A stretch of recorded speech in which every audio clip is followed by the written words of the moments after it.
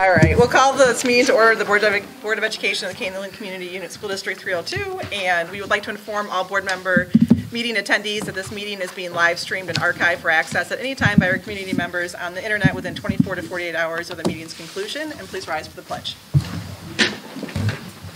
Pledge allegiance to the flag of the United States of America and to the republic for which it stands, one nation, under God, indivisible, with liberty and justice for all.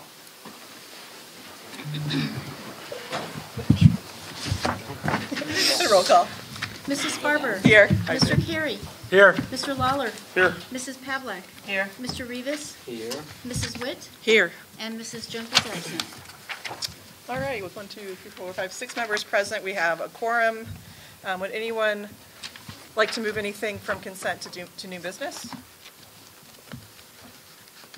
No? Yep. So we'll move on to approval of agenda. Is there a motion to approve the agenda? So moved. Is there a second?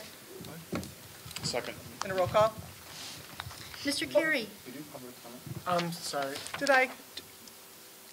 No, we're, what? Approving the agenda? Is that what you're asking? I'm sorry. Oh, Yeah. never mind. Okay. Go ahead. It comes later. Aye. Mr. Lawler. Aye. Mrs. Pavlik. Aye. Mr. Rivas. Is it Monday yet? Mrs. Yes. Barber. Aye. Mrs. Witt. Aye. Motion carries 6-0. You got to watch me, though. That's okay. All right. Very good. All right, so we will move on to board superintendent salutes.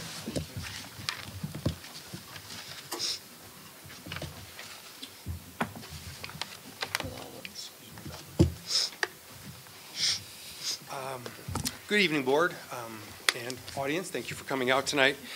Want to take a second to, our first salute is kind of a little more somber, to take a moment to remember Mrs. Hamblin. If you recall in her obituary that Mrs. Hamblin was called to her heavenly home on March 19th. So very sadly, we lost one of our dedicated staff members. She was a Kaneland teacher for 16 years, 15 of those years at John Shields, and the last year here at Harder Middle School. And today it was a fitting tribute. Those of you that maybe even saw or drove by the building or had a chance to attend, the gym and the outside area was completely crowded with students. We made it the building decided to make it a Harder-only fundraiser. High school students, some elementary school students wanted to come, but they knew there would be such a great turnout that they kept it just for the Harder students. And it ended up being a couple hundred students who all donated a couple dollars each to come and watch a movie or play basketball. And just watching the event, seeing all the Cubs gear that Lori would have been wearing herself for this event would have made her proud. And in fitting fashion, the Cubs did win 10-0 today. And so I'm sure she's smiling as she looks down. Also wanted to share just another note about Lori. When I attended the memorial service right before spring break, I believe it was a 3 o'clock to 7 o'clock, and I tried to be really punctual, so I got there at 3:05. But even when I got there 5 minutes late, there was about a 45-minute wait. So I think just it says it's a huge tribute to Lori, what she believed in and what she stood for, and it's safe to say Lori will be missed, but her legacy as a Knight will live on. So that's something we can be proud of. And so if you would please take a second and just join me in a moment of silent remembrance and observation of Lori, her career, and the difference that she made in her time in Kaneland.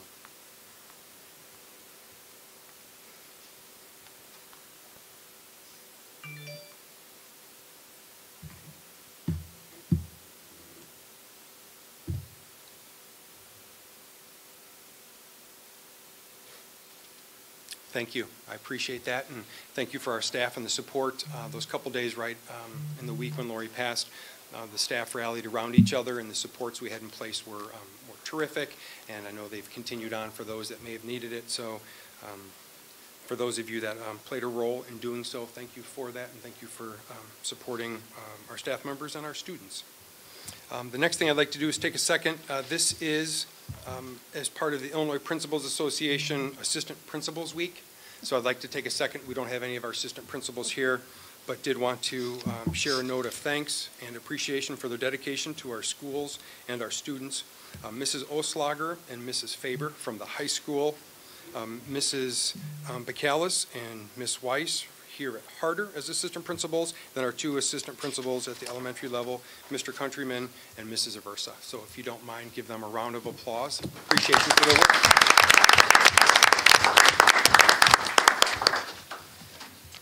And the last thing we'll do, we're going to salute, or for me anyway, salute our staff members and students that helped us with the gallery walk. That was in late February, if you recall. Our gallery walk is an annual event that we've had as part of our strategic plan to recognize all of the great things going on in our district as part of our strategic plan. So what I'll do is I'll read some names of staff first, and if you're here, staff, if you don't mind just standing where you are, I'll get through all of those that are attending, and then I'll also take a second to recognize our students, because we did have a number of students that helped. Then when we're done, I'll hand all the certificates to Mr. Atkins. He'll go out in the hallway. That'll also be the time if you guys want to leave. It's an easy opportunity to take off and a chance to get a good team picture that we can share later on. But if you're here and are willing to stand, first of all is Alexandra Hay, Lauren Vaklovic, Morgan Padelik,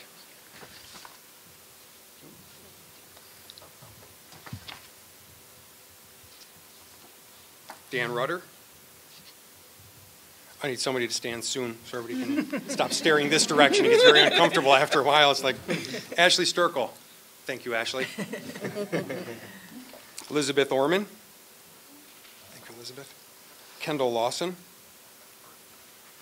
Kendall was instrumental in setting up the memorial event today for Lori. Kevin Hagan. Ann Olson. Megan Geim, Sally Wilson, Kelly Scartamaglia, Sharon Marcellus, Christine Kukovic,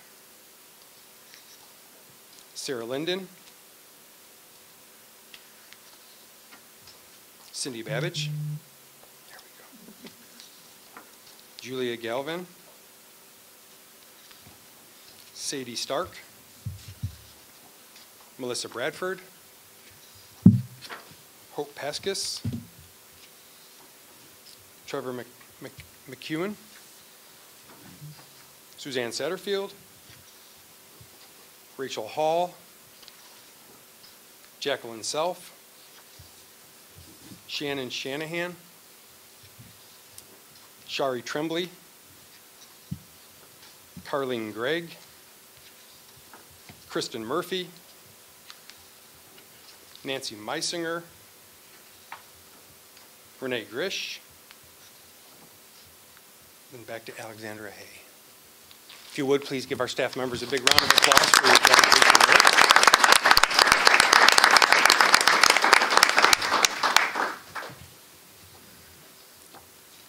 Fewer students, so to go a little bit quicker, but Adeline Jers, I think we just have one, but we'll still do the other names.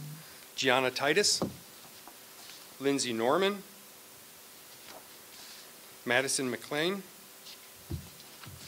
Kinley Westbrook, Audrey Nitschke, Jack Long. Jack, come on down. There's only one of you. Come on.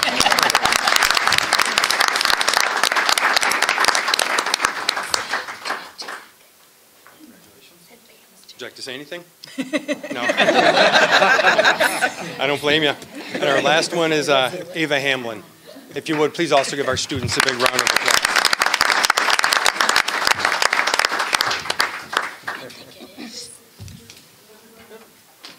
Thank you. And one other person I'd like to introduce quickly, Rory Conran is a Aurora University internship student. So you may see him around the district doing his internship hours to earn his doctorate in education, ed leadership. So if you happen to see Mr. Conran, maybe look in the wrong direction, going the wrong way, please help him set him in the right direction, and glad you could make it tonight. Thank you. Welcome. Anything else? No? All right, so then we'll move on to public comment. The board values public input to inform our decision-making and to provide information and insight into what is happening throughout the district. Board meetings are held to conduct the business of the Board of Education and are required by law to take place in public. However, they are not public forums. We use public comment section as an opportunity to listen to our stakeholders. For that reason, the board does not enter into debate or respond to questions spontaneously or without proper investigation and deliberation. In most cases, concerns or questions requiring follow-up will be referred to the superintendent. If you choose to speak publicly, we ask that you state your name and village of residence or your association with us for the record, and limit your comments to 3 minutes or less so that all who wish to speak may have that opportunity. You are encouraged to seek a private appointment to discuss matters concerning individual students or staff members. While public education can be an emotional issue, and understandably so, the board strives to maintain a certain level of decorum at the meeting. Those who speak are expected to maintain a tone of courtesy and civility. The floor is now open to public comment. Is there any public comment?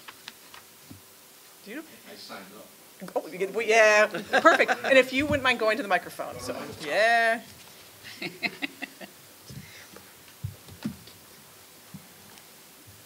don't need a mic for me. Trust Oh, me. the people at home. Good evening. My name is Joel Redman. I'm from Sugar Grove. Been here since January of 2003. Have three children. 2 have already graduated and have a junior at the high school. I am here this evening to address what you have as under new business, item number 5, the approval of fee for usage of the district logo. First off, I want to say thank you. It's been, 4 years since we came with the logo, and it's something that we'd actually been discussing with Peter, who was here before David, of trying to go down this road and see where this would go.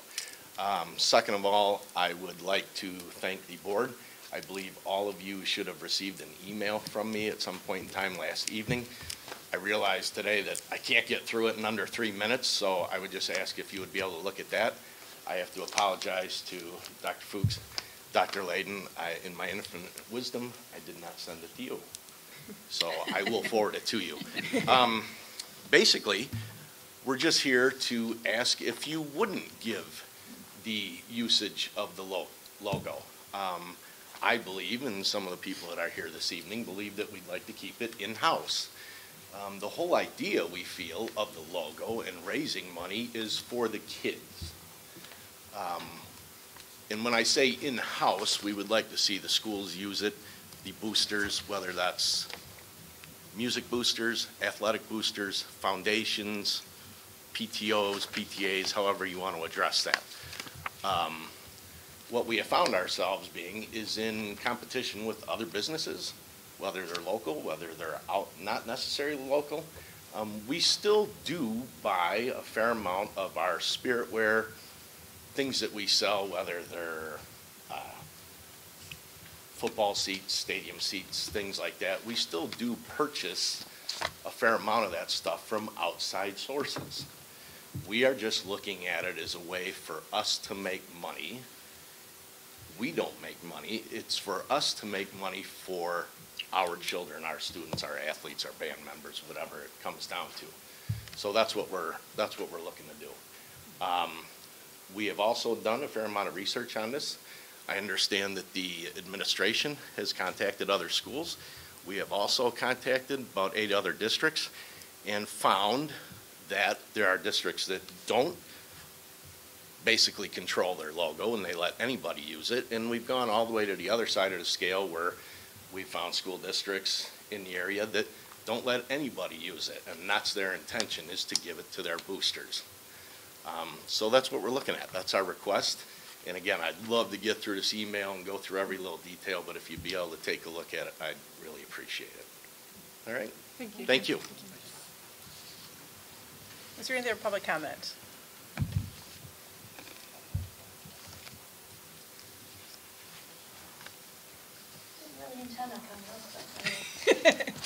Jennifer Simmons. I'm from Elburn. I have 2 kids. One's about to graduate this year. One graduated a couple of years ago.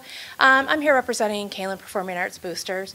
And to just kind of add to Joel, not going to spend 3 minutes, but I think it would be best diligence if maybe that part of the logo might go into further discussion, maybe offline, or I know there was something mentioned about possibly having meetings or something like that, but there seems to be some more information that has kind of come up, surfaced, things that our board did not even consider. We're kind of jumping on the train at this point, learning a lot of this information and stuff like that. And so I think there might be some due diligence if maybe some of the other groups that do use the logo and stuff like that, maybe we just step back for a minute and actually have a meeting so we can kind of talk a little bit more about that stuff. I talked to Mrs. Maris this morning, kind of shared some of the experiences that we've had. I have no issues with companies that we've used and stuff like that, but I just think for the best of the district, this might need to be discussed a little further. So that was just the only thing I wanted to add to Joel's comments. So, thank you. Any other public comment?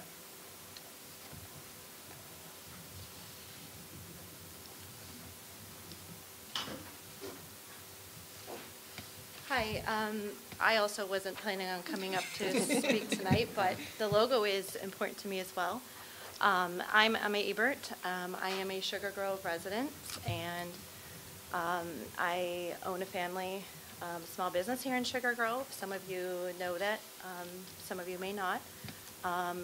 We've been a part of the school district since our oldest child, who is now 17, entered the school district first grade. So we've been here for a long time. I've sat on PTOs, I've been active in the community, and we've also had a hand in helping to put the logo as it is today. And it's important to me that the logo also gets used correctly as well, because there was a lot of time, effort, sports boosters, Peter Goff, time that went into putting that in place as where we are today.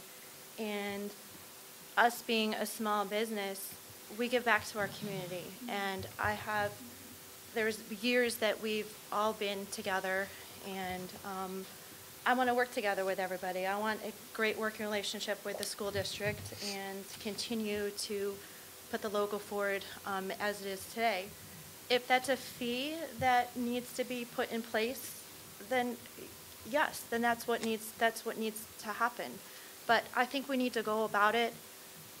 It would be hard to police that, and who does police that? That's a lot of work for the district or sports boosters or high school or whoever takes that on, and it's a big job. And I would also like to be a part of those meetings because it's important to me as a parent, being active in the community and also being a small business owner as well. So I don't have anything else to add. I'm sorry I wasn't prepared to come up here and speak tonight, but I feel as it has come up that it is important to hear where I feel on it. Thank you. Thank you. Thank you. Any other public comments?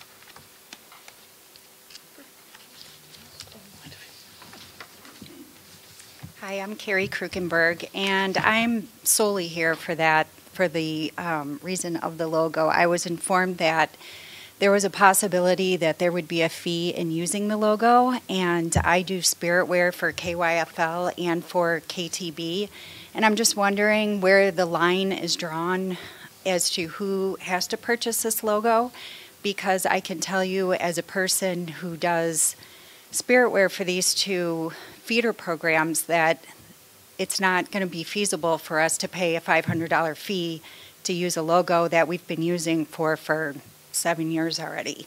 So I too would just like to be involved in where this is headed. And also KYFL and KTB uses SignFX quite often for our spirit wear, so I'm not sure where the gray area is for the fee in this logo. That's it. Thank you. Sure.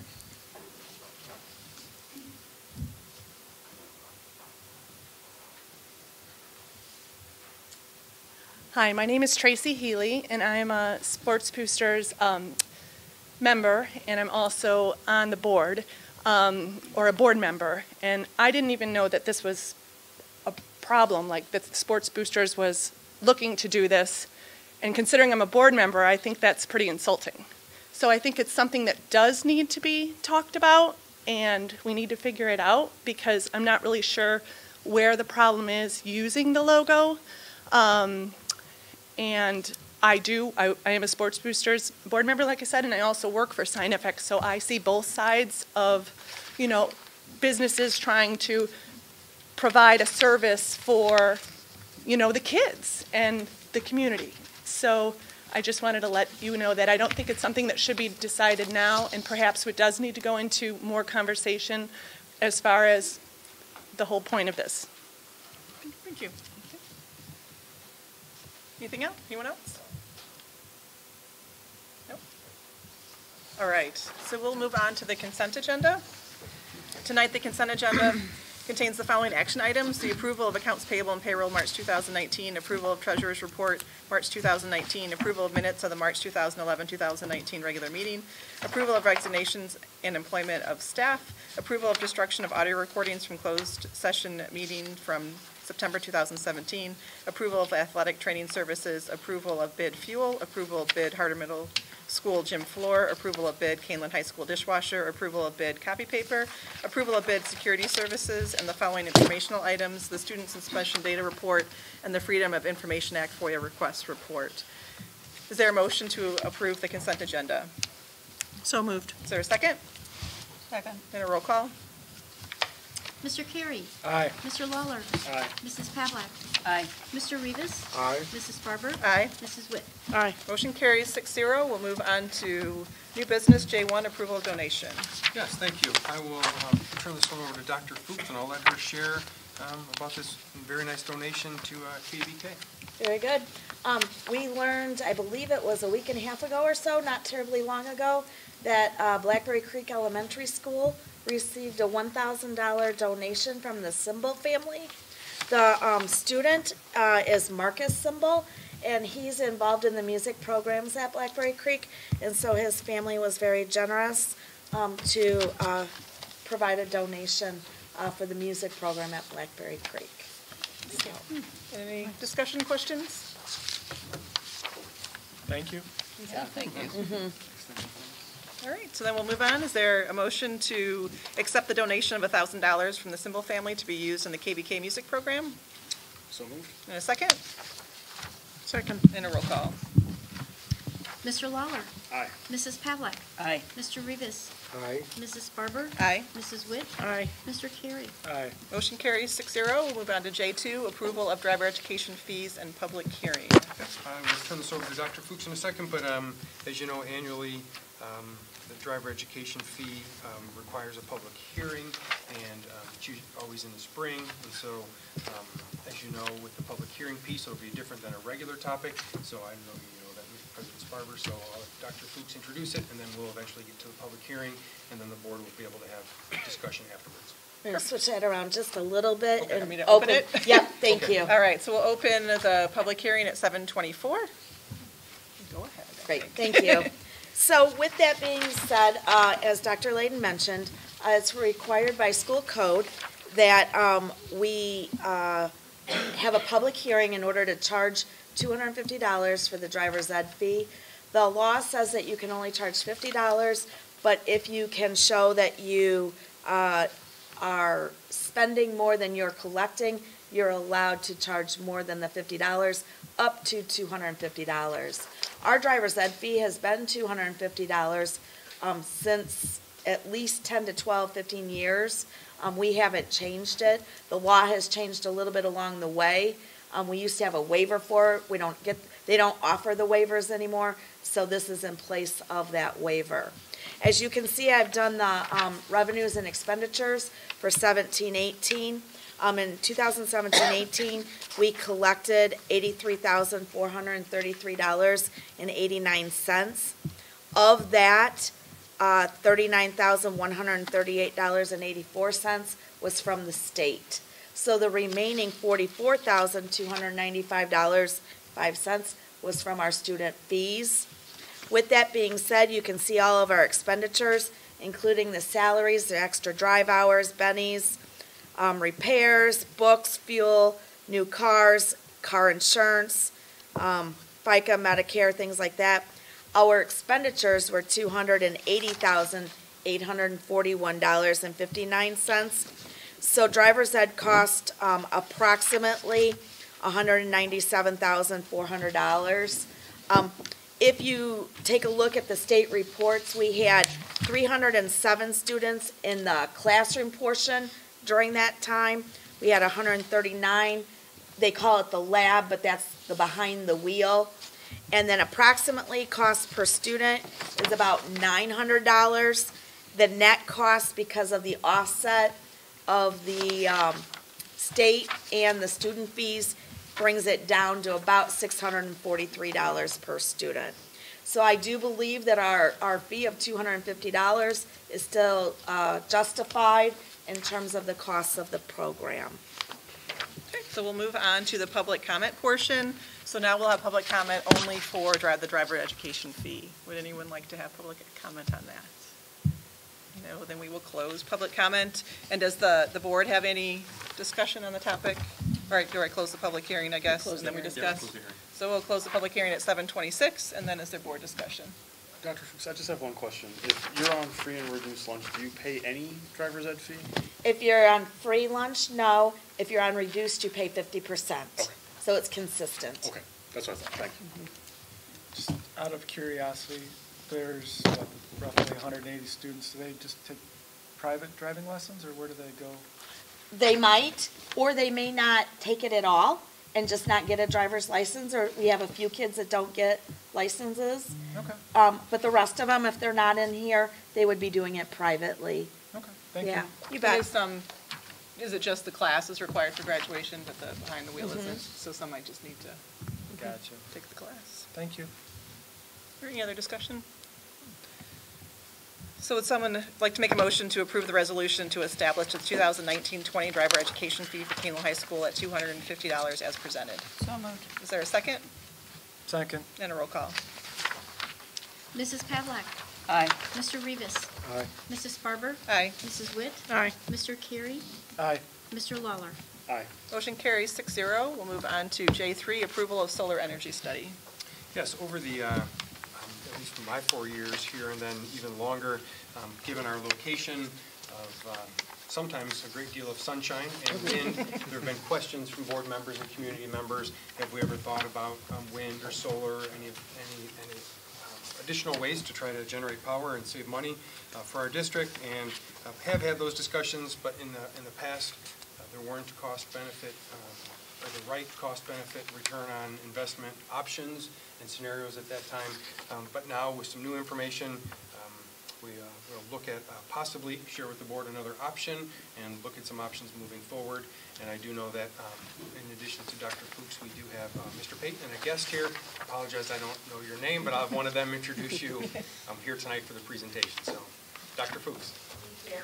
I'm going to turn on the projectors for everyone. We have just a few slides. Give me a second here. There's one. Reach. Shazam.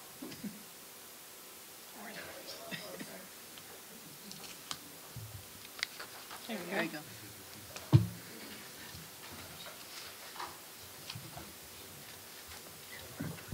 Yep. So I will introduce Mr. Rafferty, who is from Train, and Mr. Mark Payton, who is our Director of Buildings and Grounds. As Dr. Layden mentioned, over time, we've met with a variety of vendors on both solar and wind. It hasn't been cost efficient in order to even bring it forward to the board.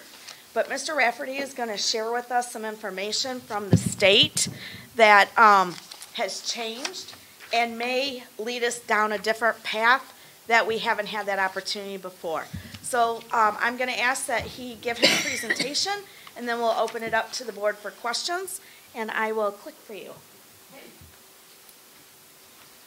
All right. So thank you for inviting me to be here tonight. Aaron Rafferty from Train, Ingersoll Rand. So my title is Clean Energy Partnerships, which is public-private partnerships with the clean energy bent. And in Illinois right now, what that exclusively means is solar programs. Sorry. Did everyone hear what I just said? Yeah. Okay. So the reason for the interest right now in solar is because of a new incentive program. So this is a very new program. It just went live earlier in the year, and it literally you're a clean energy geek like I am, this is a big deal. All the podcasts are talking about this. This is a really big deal. But for residents, this is also a big deal. It's a new program. It's had a very limited budget, and because of that, it's designed to be available on a first-come, first-served basis. And the program is structured in a way so that the incentives decrease over time. So as they're called tiers or blocks, but as tier 1 incentives are filled up, then it moves on to the lower tier incentive, and that incentive amount is less than the previous tier. So the meaning behind that, right, is that early participants qualify for higher incentives than later participants. So if it is something that a district would want to pursue, it'd be something you'd potentially want to consider moving quickly on in order to get in line as early as possible. Also, I'll just say we're finding, as we're only a couple months into the program, but we are finding it to be an extremely competitive program, which is very it's very exciting, right? Because it means that there's a lot of interest in Illinois, which was actually surprising some other areas of the country. But we have a lot of interest in Illinois, and then the other aspect of that is that the incentives themselves are very lucrative as well. So right now what's being established is sort of a wait list or an ordered list, where once you've submitted your application into the program, kind of assigned a ticket, right? You're assigned a number, and that is your spot in line. That wait list potentially is going to determine who gets incentives over the next couple years within these new solar incentive programs. And what we're finding, so the program opened in late January, and what we're finding is that the incentive amounts are covering about 3/4 of the total project costs. Go on to the next slide.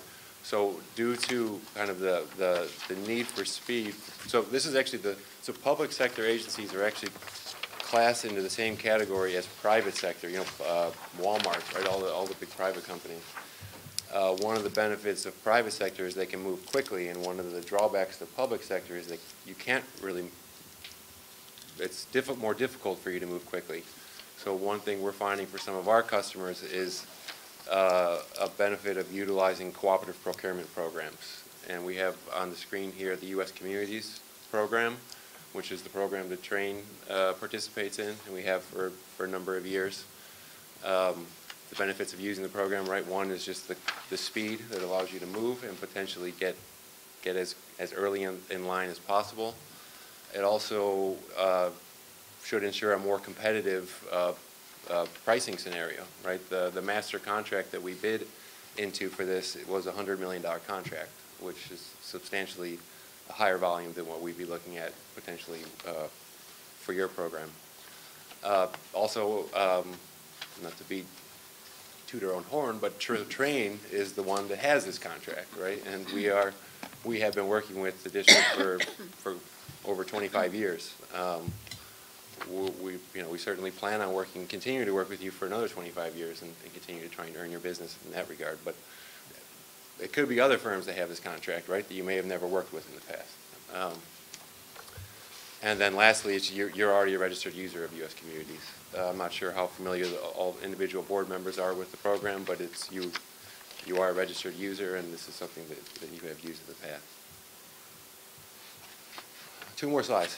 So in terms of the process, part of this process is defined by the program. Okay, so the program requires that you work through, the incentive program requires that you work through what they're calling an approved vendor, which there's a list of approved vendors, right, and Train is certainly on that list.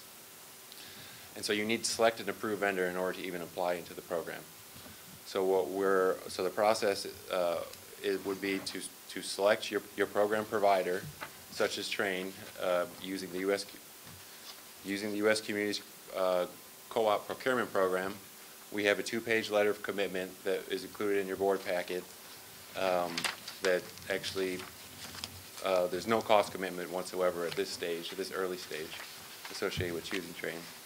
We would then develop the program, working very closely with Mr. Payton on where we're going to potentially recommend siting the solar panels, what the cost offset would be. We would then submit to ComEd to get interconnection approval for the system. That is another requirement for the application. You can't even submit into the application program until you've secured ComEd interconnection, which we would do. I mean, that's something that's on us to do, but that is a lengthy, somewhat tedious process. And then once we've gotten through that, we would be at a point where we can submit into the incentive program and get you in line. Once we've gotten you in line, right, then the project would be waitlisted, and we would either, there's some uncertainty whether we'd be assigned funds this year in 2019 or we would be assigned funds in 2020. And a part of the reason behind that uncertainty, again, is because of the high volume of applications. But once we've secured those incentives, that really at that point, then we would be finalizing the final program details with the district. And we're not asking or requiring those details to be finalized now at this early stage, because we know that there's a lot of uncertainty, and we need the incentives in order to make the project financially justifiable for you, right? So I do have one more slide, because typically what we're finding is that our public customers are opting to go with the power purchase agreement. This is not a decision that we're in any way asking to be made now, or certainly not tonight, but I did want to provide a couple of key bullets about what a power purchase agreement entails, because it is a relatively new concept in Illinois. But the basic idea, right, is so we would install the solar system at no cost whatsoever to the district. In turn, the district would be agreeing to buy power from our solar system. And what's key is we'd be offering you a reduced rate compared to what you're paying for grid energy, right? What you're paying for energy from the grid. The reason why we can offer you that reduced rate is because we would be capturing the incentives, right? So there's the new state incentives, there's the new ComEd utility rebate, and then there's some federal tax credits, which is part of the other reason why our government customers are choosing power purchase agreements, is because otherwise you don't qualify for those federal tax credits because you don't pay taxes. So this allows you to monetize those tax incentives as well. Also, so all program-related costs would be included in that energy rate, right? And so Train would take care of all of operations and maintenance. We'd be ensuring that the system performs. There'd be no additional fees beyond buying the power from that system. And I have just two common questions on this slide. Sometimes people ask, what happens if the system doesn't perform? And I think that's one of the reasons why customers are choosing power purchase agreements, is that risk is entirely shifted to the program provider, right? If the system doesn't produce the energy that we estimate that it will, then you're no worse off than you were relying on grid energy beforehand, right? Because you're only agreeing to buy the power produced by the system. So it's on your provider to make sure that system continues to perform throughout the duration of that contract. And then as the little note, but part of the state incentive, for securing the state incentive, Train would actually have to offer a 15-year energy production guarantee to the state. So we will have skin, so there'll be kind of double skin in the game there, right? One is, if we're not generating power for you, then you're not paying us for that energy, and we're not making the money that we anticipated to be made. And then two, we actually have to reimburse the state if we don't, for the initial incentive, if we don't produce as expected. And the last question, or another question that comes up is, so typically these programs are anywhere between 15 and 25-year terms, with what we're finding right now, the sweet spot to be 20 years, but that's negotiable. So 15 to 25-year terms, and a lot of times people ask what happens at the end of that term.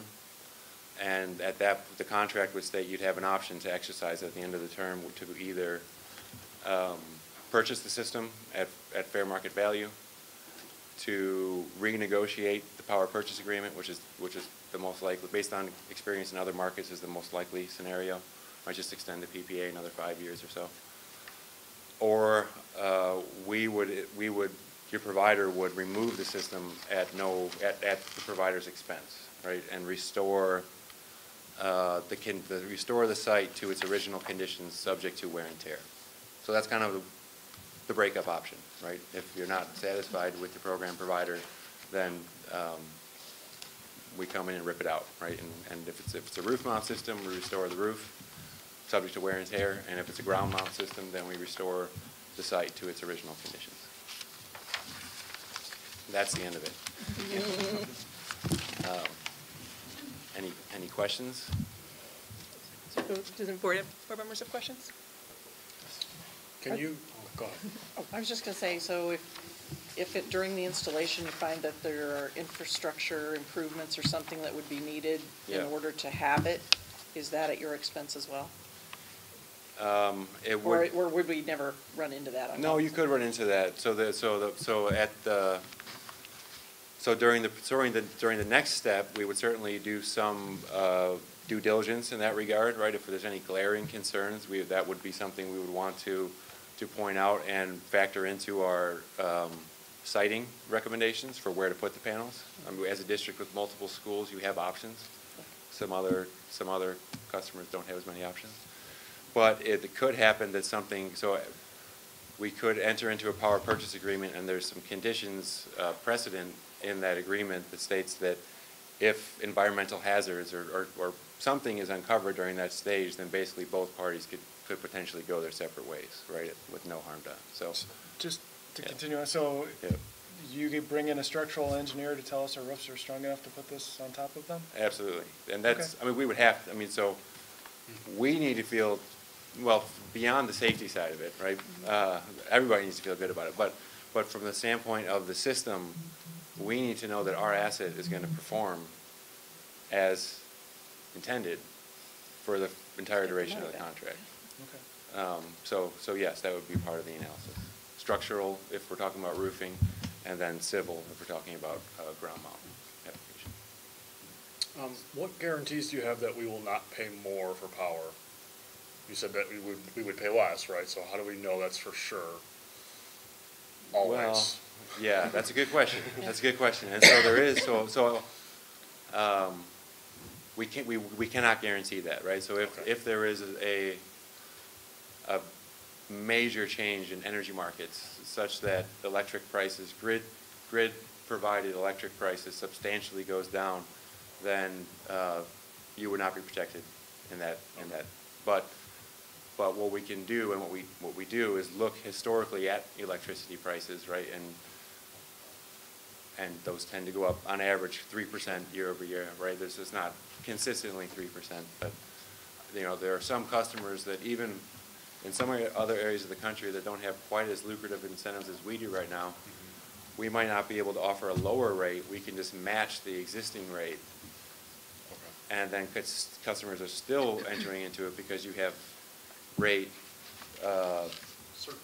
thank you, certainty, right? So you're hedging, right, against the uncertainty that exists right now in electricity markets. So we couldn't guarantee that we would pay less always because, like you said, there could be unforeseen factors with the grid. Yeah. But you could guarantee maybe that we wouldn't pay more than we would have if we had stayed on the current grid without any changes to the current price. Yes. Is that a fair statement? That's a fair statement. I mean, so if we look, a recent example where a customer is a little further along, I mean, the rate we were able to offer at year 20 is still lower than the rate that they're paying today. Sure. Okay. So that's a pretty, it's a pretty fair, safe bet, I would say. Is part of your model to overbuild the system so you generate excess energy to sell back? No. No? It's not. Okay. Because the price of solar panels has come down substantially over the last 10 years, but it's still a relatively expensive commodity. Okay. And so overbuilding, no, it's not. It's I think the market is, well, go ahead, Mark. I was just going to say, and also, if I understand correctly, the power company doesn't want that either so much because they don't want to create all these little power companies that feed into their grid. They would prefer to have people taking care of their own, right? Yes. And not dumping energy onto their supply. Not dumping too much energy. So you're limited to, in ComEd territory, you're limited to 110% of your previous month's historical energy usage. So that's the maximum we can size the system. We typically tend to recommend that you don't go past 80%. So that way you potentially leave room for some efficiency improvements over that 20-year duration. But no, we're not oversizing the system. Okay. What kind of savings are you seeing? So we're seeing typically it's in the 30 to 40% total. Well, it depends. There's a qualifier there, right? So it kind of depends on availability of real estate. Assuming that we can size the system, that's in that kind of 70 to 80% range, 70-80% of your electric load. Then typically you're looking at a 30 to 40% cost savings from day one. Over the contract term, so over the 20-year period. Okay, so you're going to have your leaps and bounds and eventually measure the one over what you're doing and potentially get to 30? It's not so much leaps and bounds year to year, but it is a little bit month to month, right? So you'll see some higher savings in the summer months than you will in the winter months. But if you look at it on an annual basis, then it tends to be in the 30. So if you were to not use a power, so Train has no, we have no preference if you use a power purchase agreement or other contract mechanisms. But say you were to use capital, which this is not necessarily what we recommend, but say you were to use capital, then you'd get all those savings starting from year one, right? So you'd be looking at 80% savings in year one. The power, but then that's, I mean, I wouldn't want, most people aren't doing that. But so the next question is, are you going to encourage us to turn lights off and all those other good things like the last company that came through and did not succeed because we were just burning too much wood? They don't care. Again, the question's still there. They don't care how we use the power. Right. They're just sizing a system that's based on what our existing usage is. Okay. They size it for 80% of that. And the reason they, like you said, the reason they do 80% of that, because it would be nice if we can still, like myself and my department can, well, and district-wide, I guess, can look for ways to continue saving energy and get that down to where we're getting everything off of our solar panels. So there's still some incentive on our part because we don't want to pay for grid power anymore. We True. buy True. the Had to ask. theoretically less expensive. But they're not involved in all those behavioral things. They're strictly like a capital expenditure type system. They're giving us a system that is going to give us power a different way than off the grid. Yeah, we don't. Our contract doesn't state anything whatsoever about how you use your energy. All we're doing is supplying you with clean energy at a reduced rate to what you'd be paying. Will all your equipment be on the roof? That will be to be determined during the project development phase. What is it typically? Well, the three most common configurations are roof mount, ground mount, right? So like a solar field site on the ground, and then parking lot canopies. Parking lot canopies are the most expensive, and they're still relatively difficult to justify in Illinois. So typically, it'd be either a ground mount or a roof mount, and it depends. If you have, I mean, I really like ground mount if you have a place to put it where, the community or the district doesn't have other uses for that space over the 20 years. But roof mount is also very, very popular. Does ground, I'm sorry, go ahead. So it doesn't, I know nothing about it other than there should be some storage unit somewhere. No. Is it just, is there some storage units, and that's where I was going, like batteries or whatever the case may be? No, it's not right now. So storage is still cost prohibitive. At least in Illinois it is. I mean, it's all that, Tesla, Elon Musk is doing a lot to change that, and I think 5 years from now that's going to be a different story. And so what we are doing now is making our system storage ready for when it does make sense. But you really need a very large swing in off-peak versus on-peak energy pricing in order to justify a storage solution. So with that, we would not need storage. What you'd still be tied to the grid during times where our system is producing in excess of what you're consuming on site, so we're overproducing. ComEd actually, we would actually be feeding that back into the grid, and ComEd is statute. I mean, they need to credit you for that under something that's called net metering. which, by the way, they only need they only need to offer that to all customers until they reach 5% of their total load provided by solar, and then that's going to trigger some completely different rate tariffs for new customers moving forward. So that's another reason to get in on this early, so you can take advantage of the net meter. It simplifies it substantially, for sure. Yeah, I mean, if it's just, ComEd needs to credit you for that overproduction, so you don't need a battery to store the excess energy, because you can feed it back into the grid and you can get paid for it. Is there a difference in risk of outages or anything like that? No, so that stays the same. Without a battery, that stays the same. You're Okay. still entirely grid reliant when it Okay. comes to reliability. In theory, you could have an outage on the grid and still, or no, you can't, You right? can't, Because they yeah. shut down. For safety purposes, For they- safety purposes, yeah. they shut down the solar. Yeah, I'm sorry, I misspoke. yeah. So it's not a reliability, I mean, it's not a reliability move at the moment unless we incorporate storage. All right. I'll preface my comments with I still have a bad taste about a previous company that was here. So I'm It's a reading your totally letter, different animal. your two-page commitment letter, and it says that if the parties agree for whatever reason that we could be responsible for fees. Yeah. I can't agree to an undefined, possibly liable for fees. Well, so what the language states is that we reserve the right to come back to you and propose a fee share if their fees are uncovered, but then you could just, Well, you this can just cancel it, right? No, this So- letter says that if we cancel within 90 days, we could be responsible for fees. Unless I'm reading it wrong, But- please correct me. Yeah, slightly earlier in the language, it states what those fees, so basically what could potentially happen is when we go to apply for the ComEd interconnection pre-approval, ComEd could come back and say, you can connect to our system, but it's going to cost $200,000 to upgrade our electrical distribution system. I mean, that does happen. And so to protect ourselves, I mean, so we're not just blindly committing to getting you into this incentive program without protecting ourselves under the eventuality that something like that happens. But if that happens, then we just come back to you and say, hey, ComEd's telling us it's going to cost $200,000, and then you tell us not to proceed any further, right? Yeah, and that's the first part of the paragraph. It talks about financial responsibility, but then it says, for any other reason, if either party decides not to enter the agreement, you're responsible or could be responsible for fees. But where that fees is defined earlier is based on the potential proposed cost. So there is no fee, right? If we don't come back to you and propose in writing a potential cost share for additional fees, then there is no fee.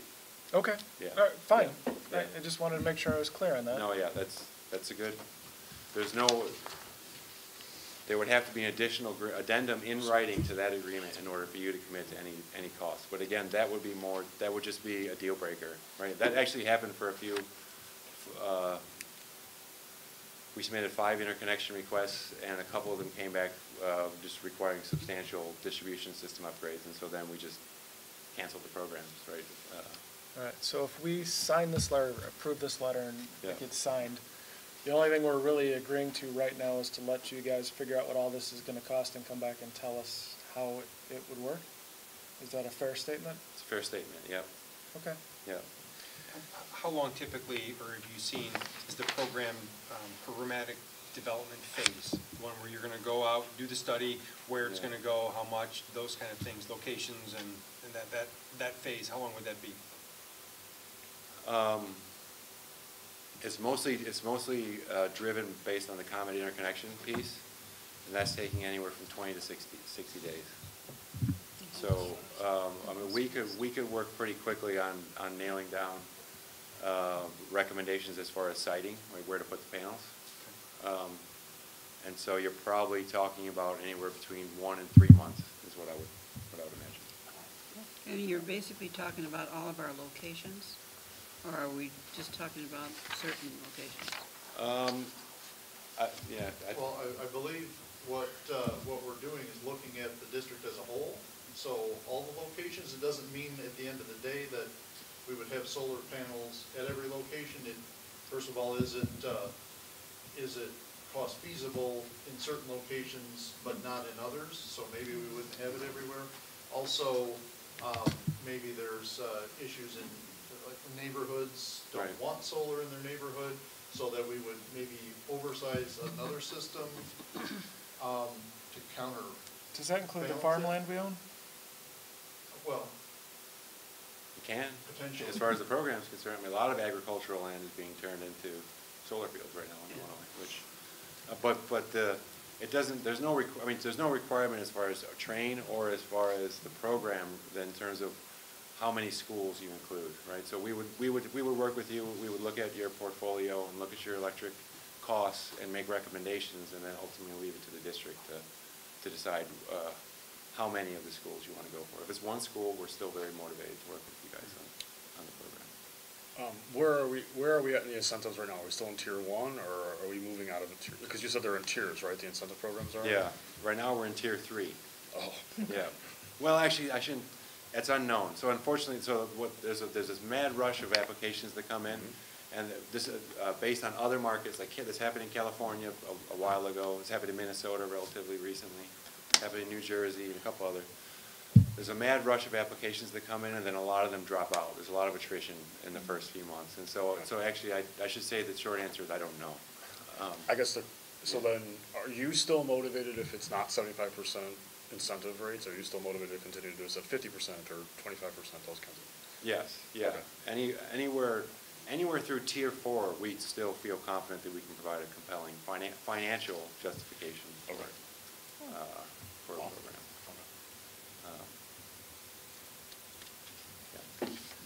One last question is, whatever you're proposing to do, the whole lock, stock, and barrel, will that be compatible with your competitors' building automation systems? Or we're not locking ourselves into train for 25 years in order to use your solar system? No, we yeah. it's separate. Yeah. Completely separate, so it doesn't matter if I don't even know who your competitor is, so Yeah. it's just, I don't want to be tied that way. No, it's not, we can pull the solar, we can pull it into the building automation if you want us to, but Like for monitoring and, yeah, right. just. But there's no,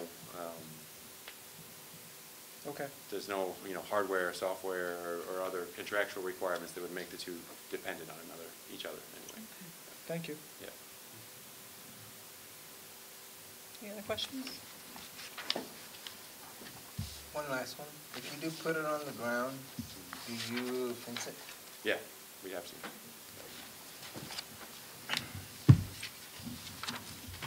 Anything else? Thank you. Thank you. I'd just like to say that I'm really excited about this. If it didn't sound like it, I asked for this a while ago, so I'm really excited. I hope former board member Peter Lopayton is watching. Yes. Because He'd be all happy. these things for a long I time. thought of him too. Yep. All right, he gets a link. Yeah. All right. Channeling him in a spot. Yes. So I'd like to entertain a motion that the Kaneland Board of Education direct administration to engage with Train to conduct a study to design and build a program for solar energy as described in the letter of commitment. So moved. Is there a second? Second.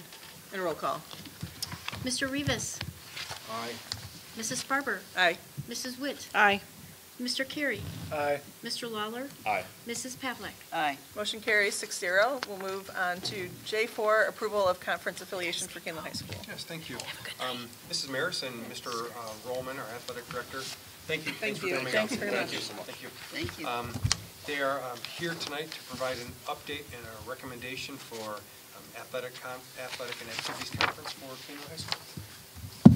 Awesome, thank you.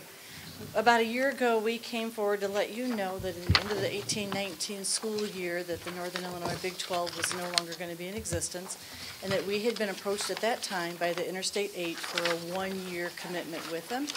And I'm happy to share that right before spring break, we got word that they have offered us a full membership to join them. And so over this last year, Mr. Rollman and I have been heavily involved with the organization to make sure that we're aligned in a lot of different ways. All of the 8 districts that you see on the sheet that Mr. Rollman created for you will be taking this information to their boards in this coming month and seeking approval. one of the things that has been a highlight for me is that as we look at this group, not only are we looking at it athletically, but we're also looking at it as far as clubs and activities, academics, administrative support, as well as student leadership, which is a new piece for Kaneland with our conference. So I feel very strongly that it is a very good fit in many ways. What you see on the sheet is some logistics that talk about exactly what the districts are, their colors, their enrollments, also the distance for us on the front sheet with their logos, the distance, and you can see the averages on the back for all of them. So you can find it in a lot of different ways. It just feels like a really good fit. And so our recommendation would be that we accept their offer for full membership into the Interstate 8. Does full membership mean voting? Because that was one of the things that last year was not. Yes, right? they had offered us, after some negotiation, voting rights for this year as well. But yes, the full membership is full membership. And that's for one more year, right? And then... Full membership, now they're offering us for as long as the conference is in existence. As long as it's, okay. The coaching staff is supportive.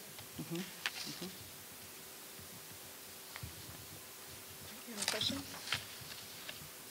Good news. Yeah, good. Thank you, guys. Yeah, sounds great. Thank you. Thank you.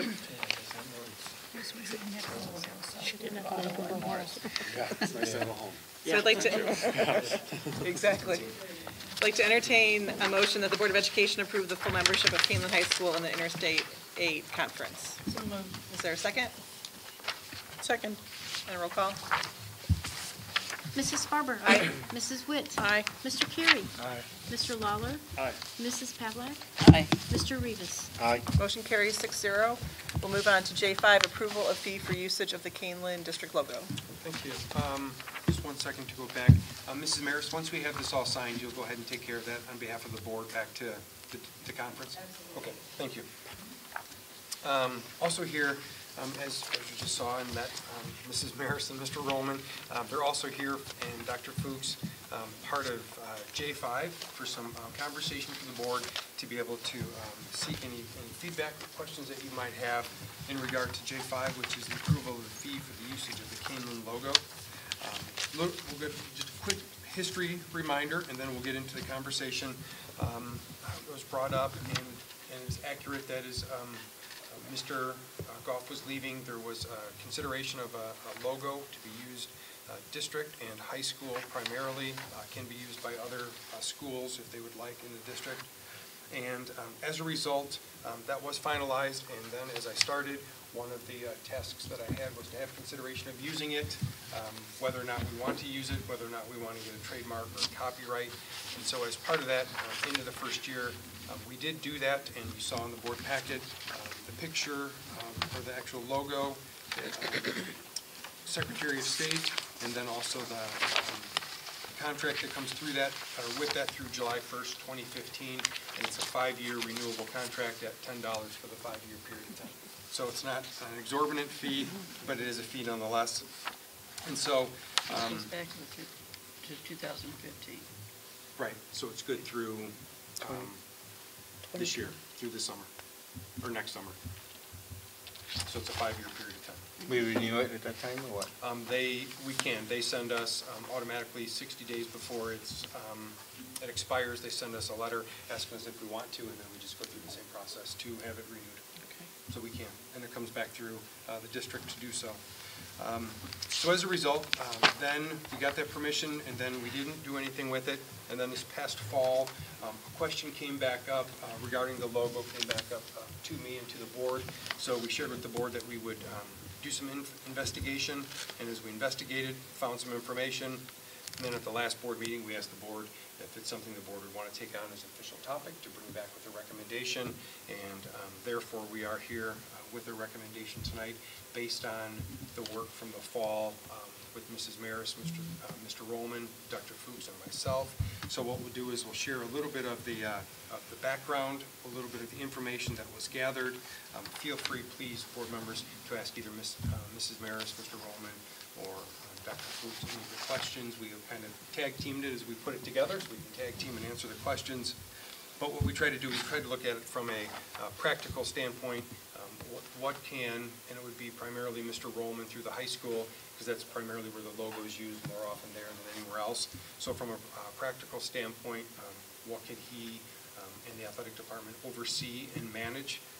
And then also from a legal standpoint, Maureen Lemon, our district attorney, spent a lot of time looking into that for us and gave us some information, and then also created the contract that you see, that if we use the logo and a fee, that's the contract that would go out. And then the last piece is a financial foundation that we tried to find as far as what is a best practice. Is there a best practice? What are local districts doing? What is something that's doable and feasible moving forward? So based on that, some of the findings, as I think was shared in public comment, it does span districts, local districts, as we did some homework. There's one district, Batavia, who uses their logo through their boosters, and they use it quite extensively.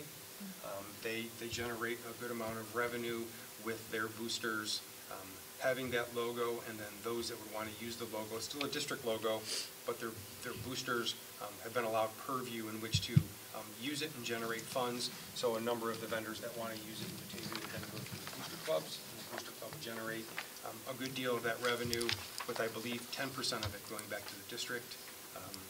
Whereas the other districts that we were in touch with, some we didn't hear back from, but the remaining districts generally have not used anything right now.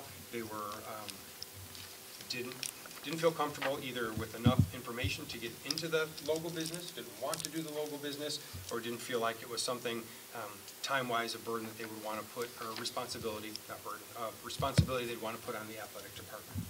So as a result, what we are, as our recommendation, as we look through that, taking into consideration when the state, if the state runs a state meet here in our district or at other districts, there's a fee of $500 that they have to pay the state to be the sole provider.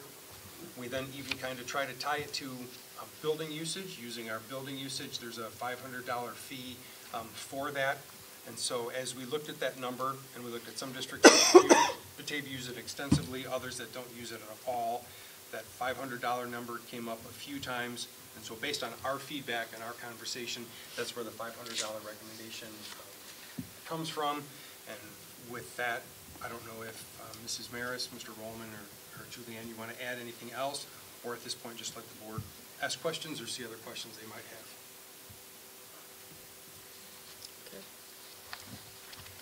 Would we be able to, like, be choosy? Like if somebody requested the license and we thought, and I don't know what circumstance there would be where we thought that they might not be someone we wanted to deal with, could we say no? Yes, this, even right now, even if we, whether we choose to do $500, more or less, nothing, it is our, that logo is Kaneland's. We could have a cease and desist for anybody who might be using it right now. Is that what you're asking? No, I'm saying okay. like if somebody who we didn't if we like wanted using? to keep, let's say we wanted to keep it local, and somebody from, way outside the district, wanted to license our logo, could we say no because we want to keep it with people that are within our district? Yes. Okay. We could have, if we chose to, it would be, again, additional responsibility for Mr. Roman, but we could have preferred vendors, we'd have recommended vendors, we can do that. And is this just to use the logo? We talked a little bit about this before, I think, with other organizations. Like if it says Kaneland, but no logo, is that not what we're talking about?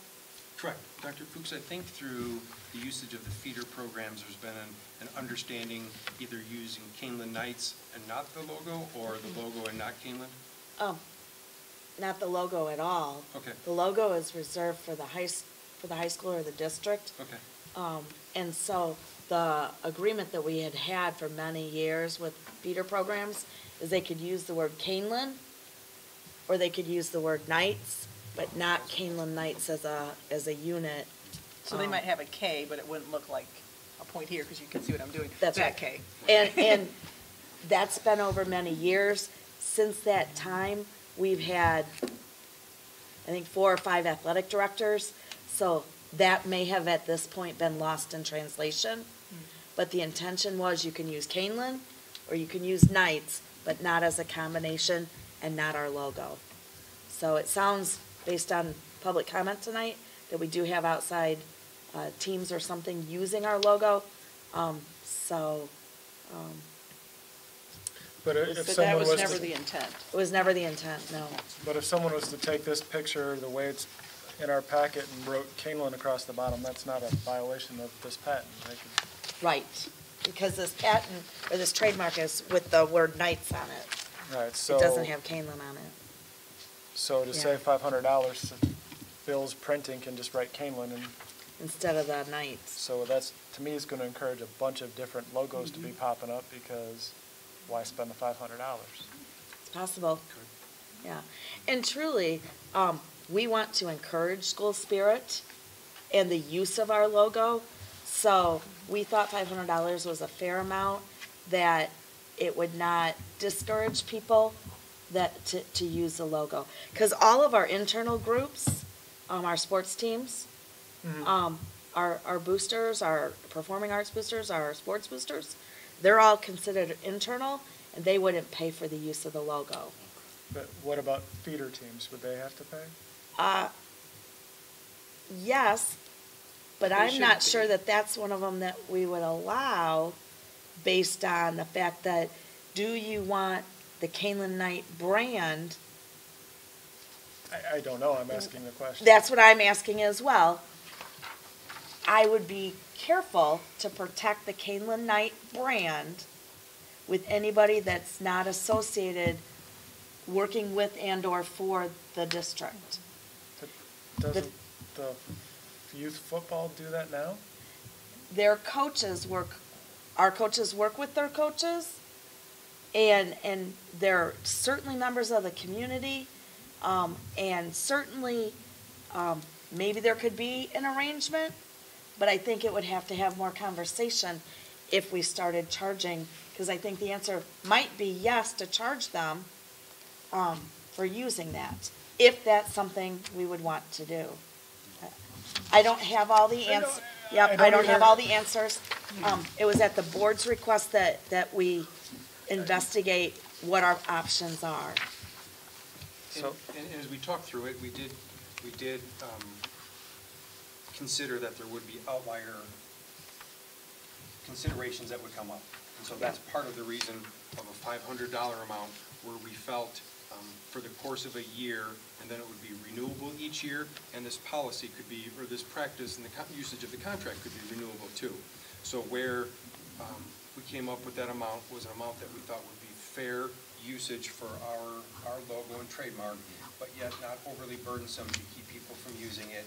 And then at the end of a year, see what kind of questions came up, how many questions, what other considerations that maybe we didn't know about, because as educators, we're not experts in marketing and well-versed in the logo business.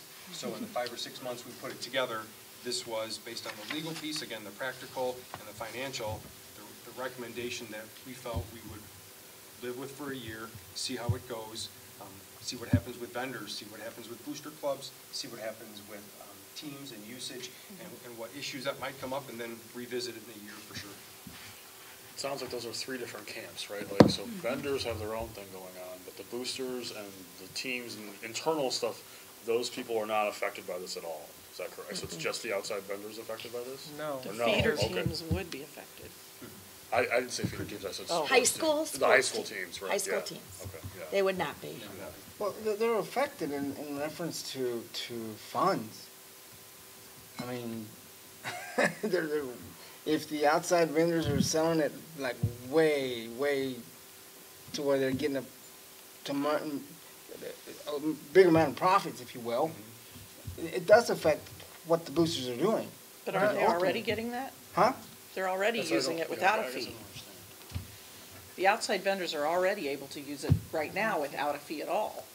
Correct, but So it's not gonna be different than it is now.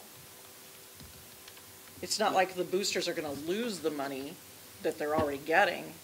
the question is, well, I'm talking in reference to one, losing that part or just a $500 fee as opposed to not at all, or 10%, like the Batavia type of thing. Because, I mean, why even have the boosters? The boosters aren't in the business of the boosters, logo. No, but the boosters are in the business of helping our students in a lot of the, you see it at the end of the year, how much, not only from the arts, the sports boosters, how much they give back to the schools, to whether it's doing something to the gym, fixing this and that. And so those funds are limited crazy if we have outside vendors. But we already do. We already do what? The Silver Stars my daughter ordered T-shirts from somewhere in Texas. Are you going to have our athletic director calling Texas to try and collect $500? No, but if at the same time, aren't you going to honor what you're doing within? I don't understand. If you have Silver Stars or even cheerleaders or whatever, you're going to encourage them to go buy stuff from the outside.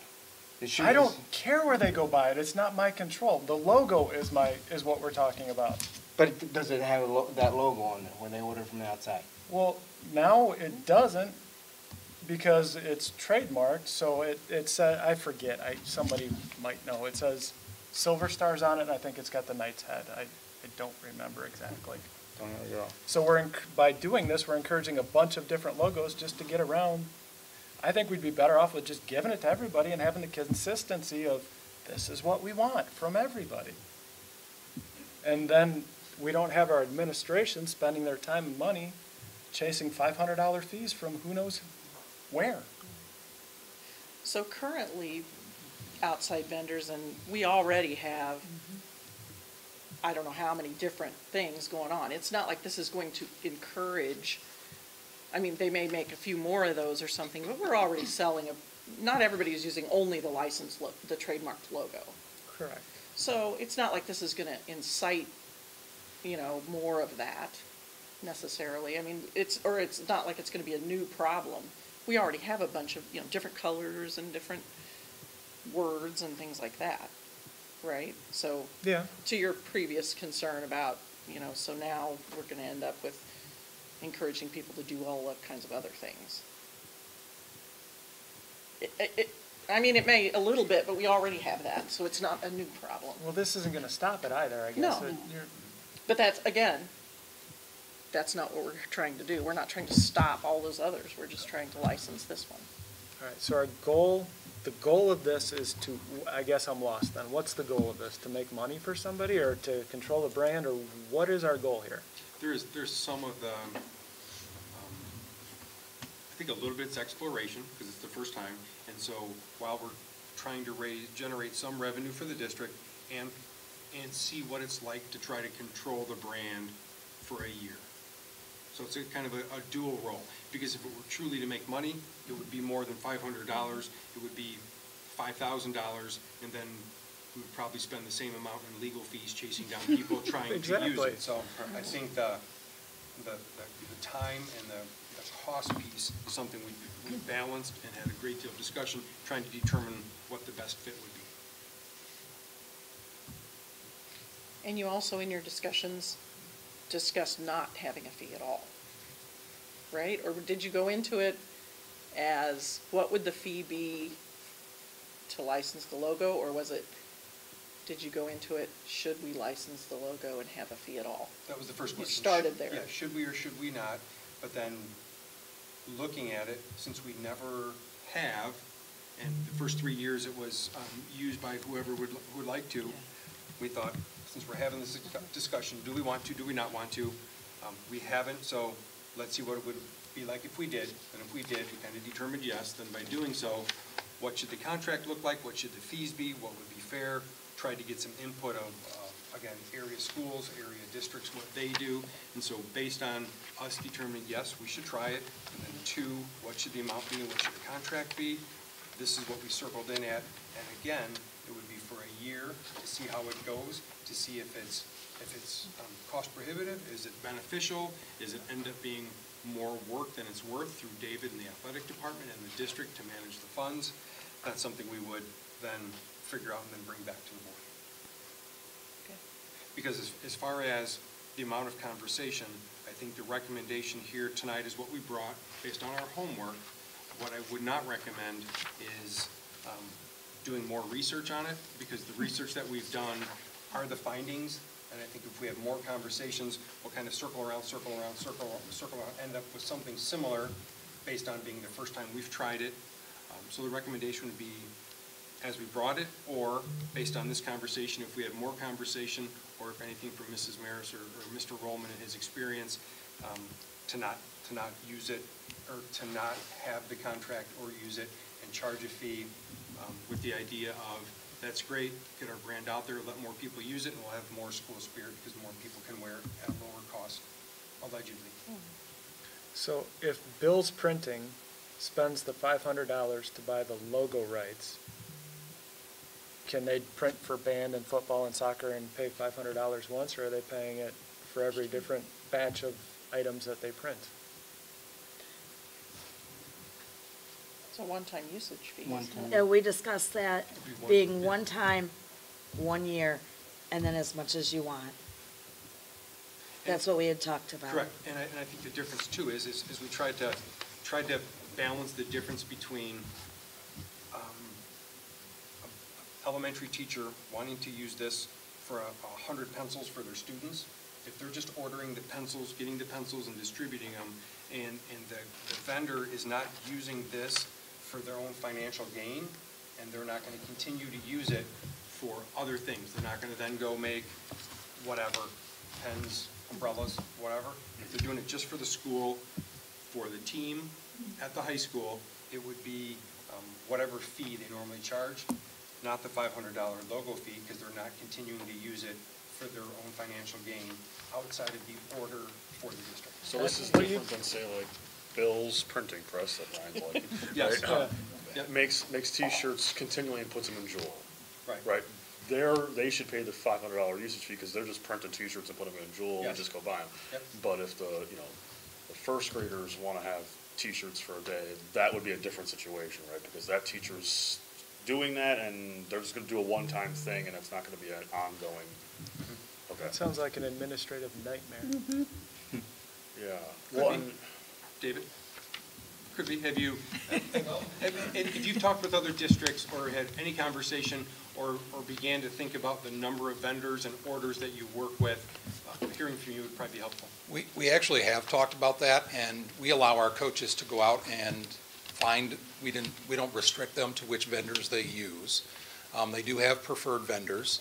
Mrs. Maris and I have talked to a couple of companies, but we're not comfortable with going strictly with one company versus another and locking all our coaches into that.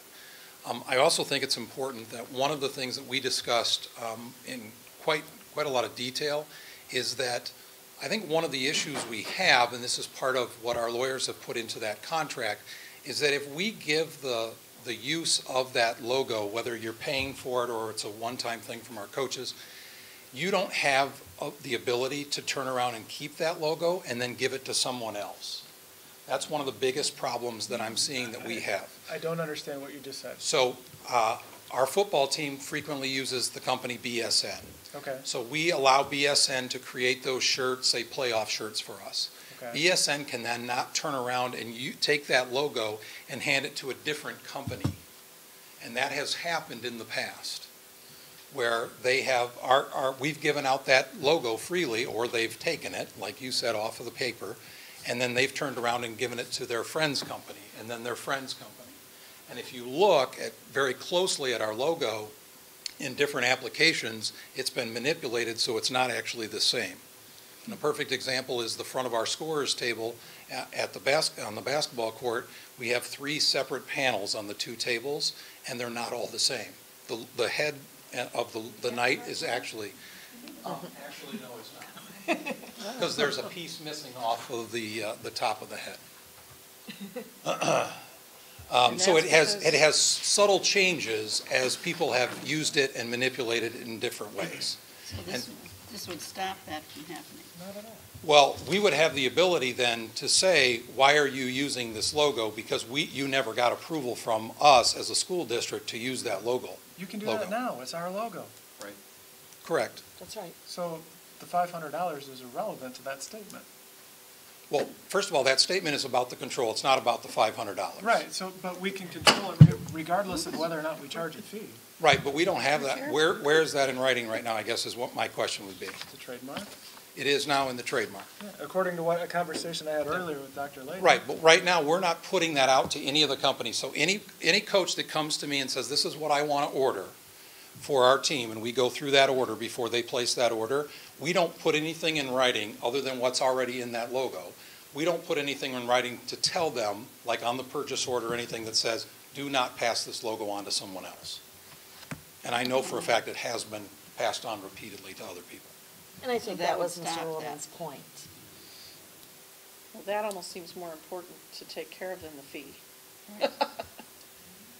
Is Yeah, that but the how do you logo is control the it? same. I have no idea. That's why I think this is a business we shouldn't be in.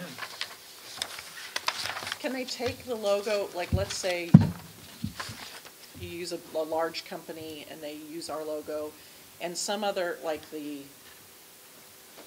Raleigh, North Carolina Knights, high school Knights come to them, can they go, oh, hey, and say, can you design us could they use our logo, like maybe in somebody else's colors? This is only state protected, right? Yes. So it's not federal. No. So if a company in Texas prints shirts, we can't go after them for the $500? From what I understand, our logo does not meet the regulations for the federal trademark. Right. It only meets the state. So you can only go after Illinois people. Right. Okay. Does this $500 fee create favorited vendors? So the vendors that can pay that fee versus the vendors that can't pay that fee? Do we start using different vendors now because of that? And then can those vendors who can pay it charge more to our parents for the t-shirts and stuff versus the vendors that don't? Well, and I think that's a great point, and that's what we don't know because we haven't charged that fee yet. Sure. So if we do charge that fee, and those vendors that are using the logo for additional income, would they then just pass that $500 expense back onto the cost of something? I don't know. But that was one of the things that we had the conversation on. Do we think, or would that happen? I don't know. Okay. I mean, maybe to Brian's point, that we're in the wrong business, right? Yeah, this turns into a management logistical nightmare that I don't think we want our administration spending time on. But I think what Dr. Layden was saying was that we don't know if it will be a logistical nightmare, and they wanted to try it out and see. But so what is Batavia doing with their logo then? I mean, how are they handling it? Their boosters handles it entirely. But I'll be honest, I don't know the logistics of who does all that work, but I know that the minute Hallmark tries to sell something and they haven't been approved, somebody's in there saying, take that stuff off the shelf. Or pay our fee. I think it's 10% or something like that. I'm not So sure they're how their watching booster organizations are set up, but ours are, while they're district affiliated, they're independent organizations, and I think at the branding control absolutely needs to stay with the district. Official, rather than a 501c3. We couldn't do that, I wouldn't think. I don't know how Batavia's set up, but I don't think that would be. But if they partner with us, should we also be on their side in a sense? Sure, we don't charge them the fee. True. And they can make as many and sell as many as they want. And hence they're able to give more back to our students. Right. We also have, I would say too, though, it seems sometimes with as many people are trying to find, a lot of times trying to find spirit wear, that there's plenty of demand to go around, like with the stores in the community and things like that. And while, we absolutely, the boosters are a huge asset and we get a lot of benefit from that, we also get benefit from our community partners. They do, sponsor things that we do, and they donate money back to the school too. Some of them, I don't know about Pardon all. me? Some of the local companies donate monies Yes. back. I don't know how many there are or which Or they ones buy are advertising in our, Right. in the flyers or in the, if they still, in the The crier. playbills or things like that, if they sell ads, those kind of things. And so I hope that by doing this, that we don't lose some of those donations, because that's another loss to our students, if they choose not to, because they have to pay the fee. And this is at our discretion, did I understand that right? We can charge the fee if we want to, but we could say, we like you guys, you don't have to pay the fee. I think we're gonna need to be consistent. Oh, yeah. Okay, that's, Yeah. well, I was Yeah. being flippant on purpose, yeah, okay. Right. The other thing that I scenario is, we have an event going on, our boosters are there.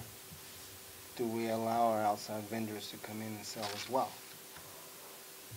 That has nothing to do with this. It's protecting boosters, which I just mentioned. And Oh, I would think on site, we control that with just our booster. Well, I'm not saying we shouldn't talk about that, but that's not Yeah. what this agenda item is. I mean, it spreads out. So I take it you're in favor of this, or are you, That would be awesome if we just protect it and keep it ourselves. well, you're giving it to the boosters to use it, which I don't know if we can even do, is it? Well, we're not giving it to the boosters, and the boosters and the arts and whatever, the local within Kaneland, or only can use it. That's what I'm saying. I can't agree with that. Okay. Any other questions? You seem to be thinking, Teresa, are you good, or? I wish I had more of a handle on the, the demand and.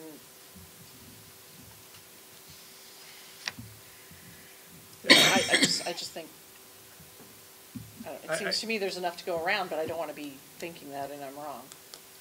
Sure, the demands are like this. I mean, right before school, everybody gets their gear for football games or basketball games, whatever's going on. The seasonal.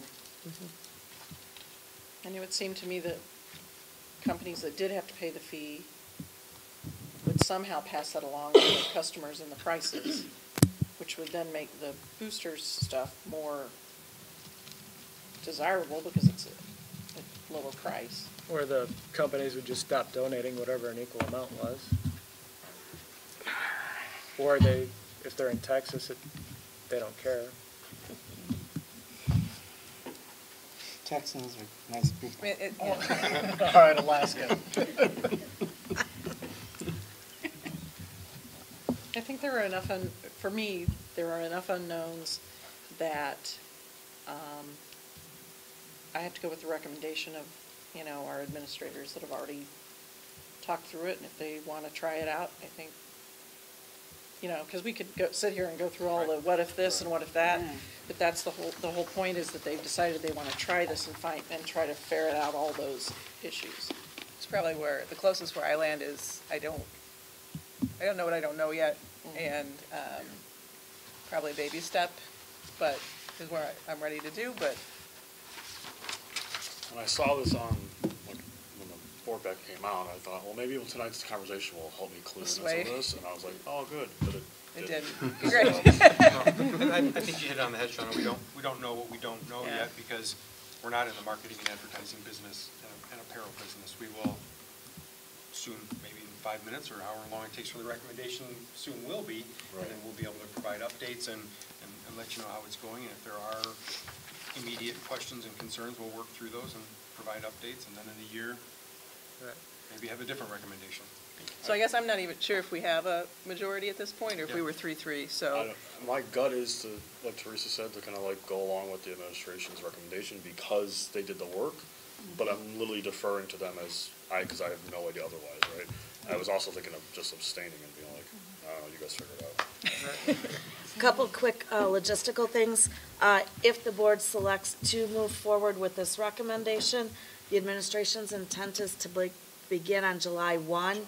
Additionally, we want to get a letter out to any potential vendors that would have to pay the fee sooner than later so that they can plan and prepare for that July 1 implementation. So just so the board would know. Is that $500,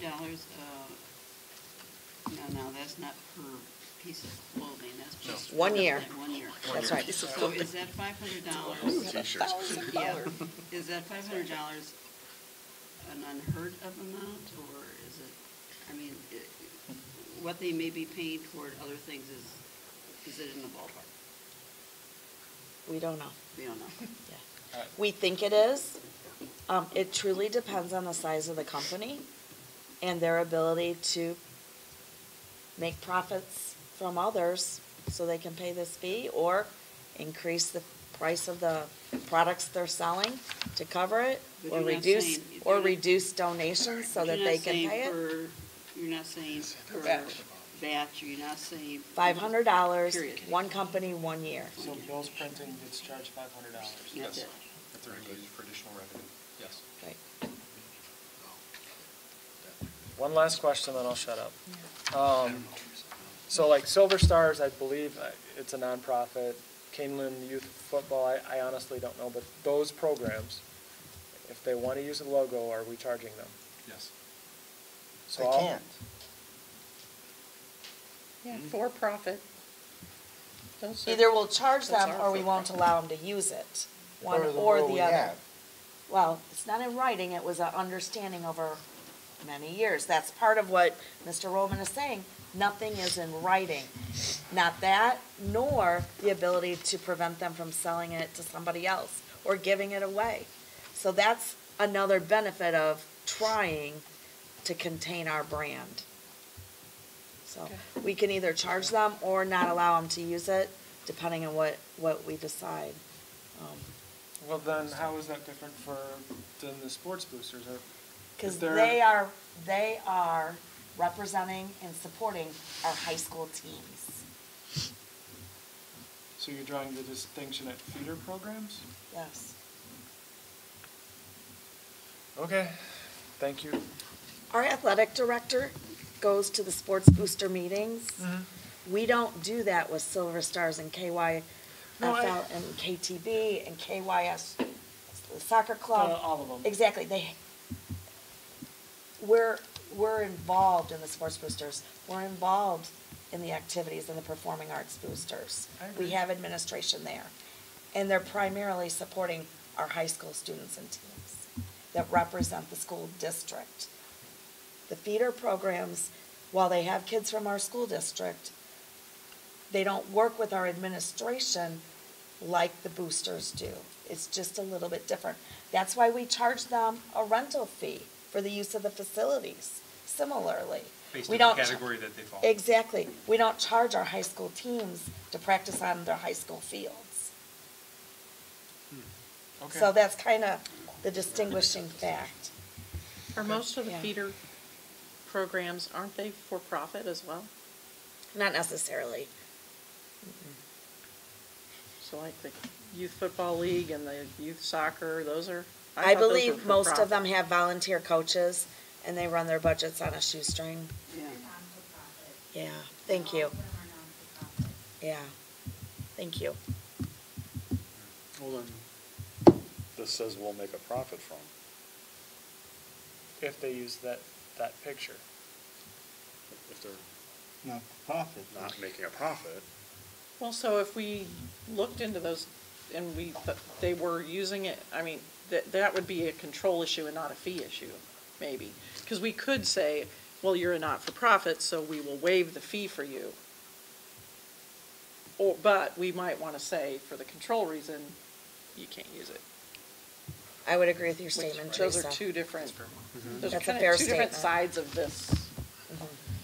And why it's confusing. I'm just trying to figure out if this hurts parents or if it hurts, like, some vendors over others. I don't know. I still I don't think it know. discourages the small vendors. It discourages the one order, couple batch people. Good or bad. Does it though? Because I thought, You have to pay a $500 fee to do, 2 sports runs instead of being the year-long, always have Kaneland merchandise. do you? But if you're a store that's That's what like you putting do. it in, $500 a Because year. I thought if you bought pencil, wasn't our pencil discussion that you don't need to do that? Right, but if it's a smaller group, that after they maybe use those pencils, they're gonna then try to sell them above and beyond, or if they're gonna sell Right. another item. So the key is if they're going to continue to sell an item, a different item, for their own gain above and beyond what they're making from just that order. Sure. That's where the trademark would go to. Because that's, right, so only if you're trying to make a profit above and beyond what, so if this sports team orders one run of T-shirts, that shouldn't be a part of that, right, or am I wrong?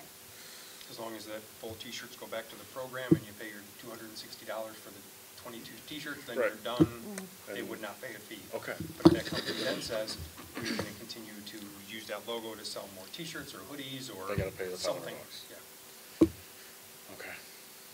So this zero charge, if you don't make any profits, who sells from that and not make a profit? I mean, why would they be in business to sell? You sell it to us, but Huh? beyond. Yes, they're gonna make, if the girls' soccer team wants to order hoodies, they wanna order 25 hoodies at X amount of dollars, that vendor is gonna put a price that they can make a certain amount on those hoodies. So that person would not pay the fee, because they're making $3 a hoodie, $5 a hoodie, I don't know what the amount is, but they're gonna make their money, the district pays for it, and then that vendor is now done with the hoodies. They've made $4 a hoodie, 20 hoodies, they made their $80, they are now done. But if that vendor wants to continue to use that logo for more hoodies or pencils, or whatever they might wanna use it for, they would then continue to, that's the one that would be assessed the $500. Yeah, I equate that scenario with kind of like the pencil thing. That's a one-time thing, or seasonal, or whatever. That's what I'm saying, so the just game let would be it- just okay. do one-time thing, don't try to sell things. And it's within the school. But that's Or a- supported. And we actually had a conversation about the one-time thing. We did. But we nixed that because we found that to be more problematic, because if we did a one-time fee on hoodies, and that one-time fee was $100, we know that that price would then be exorbitantly passed back down to Yeah, it just goes right the back team up or to the the- athletes yeah. or those right off the bat, as opposed to somebody who's gonna sell multiple items that can maybe then make $500 back over the course of the year on multiple items as opposed to one item. Because we know that if it's an extra $100 for pencils, we know that we are gonna eat the whole $100 on that There's order no way, right then. right. Yeah. I guess maybe one of the reasons I don't know what to do is, or know what's going on is because I don't know how much stuff do we sell that's not like that, right? Like, do we have like vendors all over the place, like selling this, like lots of material? Mr. Rollman, do you have an idea of, in your work, about how many vendors that might fall into that category of continuing to use the logo? I mean, I would say in the area, we probably have a half a dozen vendors who consistently use the logo and make things and set it on their shelves as opposed to just doing orders for the school. Okay. So that's it. 6 vendors. I mean, How much Like with product are they, storefronts. yeah, right. Are they And- making and maybe 100 once we T-shirts, implement- are they making 7 T-shirts? Maybe once we implement this, we might find out there's more. Right. You know, as people have to come through this, and now that we find it, then we have the contract and the trademark in place that we're utilizing, we might find there's more. Sure. Or less. All right, do we think we have 4? Would someone like to make a motion? Because I'm not sure which way everyone's going. Here, Teresa will. I move that the Board of Education approves the annual fee amount of $500 to be charged to any person or company that will make a profit from the use of the registered logo beginning July 1st, 2019. Is there a second? I'll second it. A roll call? Oh, I'm sorry, any other discussion? I probably should have, sorry. You know, as I read that, I wondered, do we need it to say an ongoing profit, or do we need to, because of the thing where they can make a profit on a one-time run, Ongoing would make sense there. say ongoing Yep. profit? So if everybody's okay, we'll just Right. say I've. So if they do 2 runs, that's ongoing. Yep. Oh, that's nice. Should make some more. All right, so roll call, thank you. Okay. Mrs. Witt? Aye. Mr. Carey? No. Mr. Lawler? I'm going to abstain. Sorry, guys, I just don't have enough information. Mr. Rivas? I'm gonna charge at least something, sure. Mrs. Pavlik? Yes. And Mrs. Sparber? Aye, so I believe that's 411, is that, okay, so motion carries. All right, we will move on to J6, approval of policies from press, first reading. Yeah, as I shared and you saw the update, the press policies that I have, I shared a couple of the highlights, 5 or 6 of them. As you also saw, there are in this the comments where code changes, state changes, and legal updates. There wasn't anything that we need for consideration for options or a legal matter for Maureen Lemon or anybody from the law firm to address. So the couple things that I just highlighted to share, and if you have any additional questions on any of the policies, feel free to ask. But the ones that I noted, policy 220, they changed the word from discipline to behavior. So it's a semantic legal change. Policy 430, updated to reflect the amendment to the Public Investment Act. A legal update, we have no choice but to do that. Policy 882 is new. This was after our audit, the auditor's recommendation to make sure we're in compliance with the legal reporting mandate is called GASB 34, G-A-S-B 34. That was the only one I thought maybe there might be a question or on that one. I see some people turning. I don't want to go on before people can get there. It follows our current practice. It's putting a policy in place. And it was the one on capitalization of assets. It says page 1, it's not, Oh, it's there it after is. page 7 of, or 9 of 27.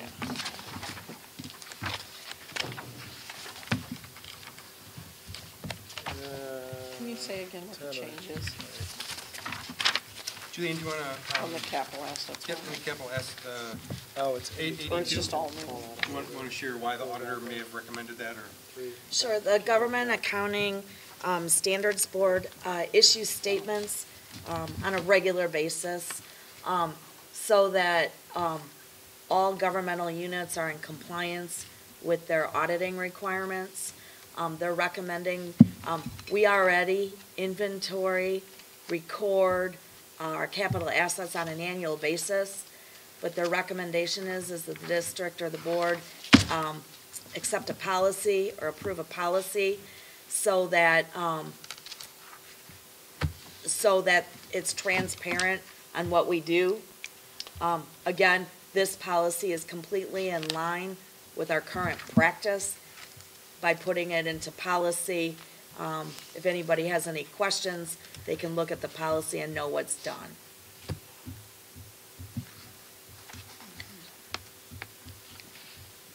Our capitalization threshold is $2,000.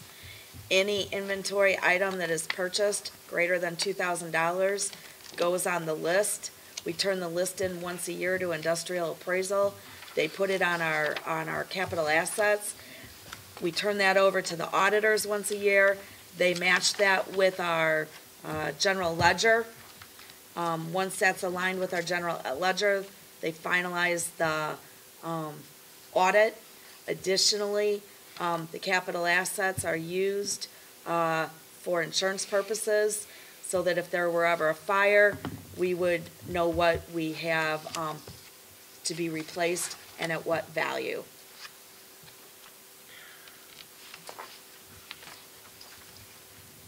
The business office monitors all of that with the auditor's oversight of our accuracy. And then every 5 years, industrial appraisal comes on site and counts everything. On the odd numbered years, like years 1 through 4, we turn in the list and then they just update it from that.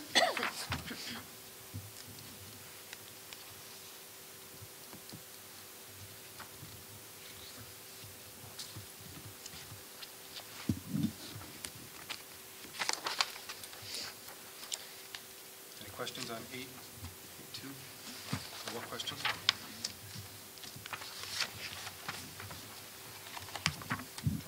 Next one, policy 4110. That one just re-explains and redefines that a course of pattern of criminal activity now includes multiple gang offenses. Again, it's what the law says we have to use, and we would use that. 615 is a little bit different, just in that They say there has to be an annual student, teacher, parent survey offered annually, and the 5 Essential survey used to be an every other year survey. Now it's an annual survey by law, so we'll be in compliance with that using the 5 Essential survey. And actually, for the usage of it, it's probably better that we use it annually rather than every 2 years to be able to have more consistent data every year rather than every 2 years as far as the interview, or as far as the survey. Then 6185, that's one that is still under, this policy as written has the flexibility built in for the evidence-based funding model, especially the legal component of the school day. And the school day could go back and forth, and they have it worded such that when the law is finalized, we'll be in compliance with what the law recommends or requires.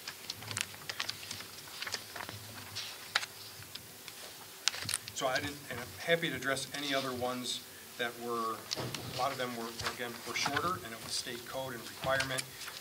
But I'm still happy to either bring back additional information or look into them, answer questions as the board requests. Anything else? No, thank you. All right, so I'll entertain a motion that the Board of Education approve the recommended policy changes from press on first reading. Motion? Is there a second? Second. And a roll call? Mr. Carey? Aye. Mr. Lawler? Aye. Mrs. Pavlik? Aye. Mr. Rivas? Aye. Mrs. Farber? Aye. Mrs. Witt? Aye. Motion carries 6-0. Year 2 Superintendent Board reports. Tomorrow we have our spring testing day. Mrs. Maris, I don't know if you want to give a brief update what our freshmen, sophomores, and juniors are doing tomorrow, and then our seniors with their college, career, and community activities that they can try to pursue. I was going to, but since I saw you here, I thought I would utilize your expertise because you're living it tomorrow. Actually, for our seniors, our hope is that as they're getting close, that's kind of a self-prescribed use of their day. But our juniors will be over at Meredith doing their testing and then free to leave when they're finished. Our freshmen will be taking the PSAT 8-9 level, and then when they get finished, we are going to be letting them have some lunchtime, and then Janelle McCormick from Fox Valley Career Center is going to be teaching them some CPR training along with some AED training in locations within our building. And then Sarah Connolly will be meeting with them in the auditorium. We'll have half of the group in each one of those, and then they'll switch. And Sarah's going to be reviewing some ALICE and some other safety training, things like that with them as well. For our sophomores, they will also be in the main building with us, and their testing lasts a little bit longer, and so they'll be doing some lunch, and then they'll have about a half hour. Our PE department has graciously arranged some fun games and activities for them to do for about a half hour before the buses come to pick them up. So it should be a positive day. And this is actually nice progress moving forward, testing-wise from the state. So now we have a couple years of the 8-9 PSAT and then the sophomore PSAT for consistent data points over a high school career.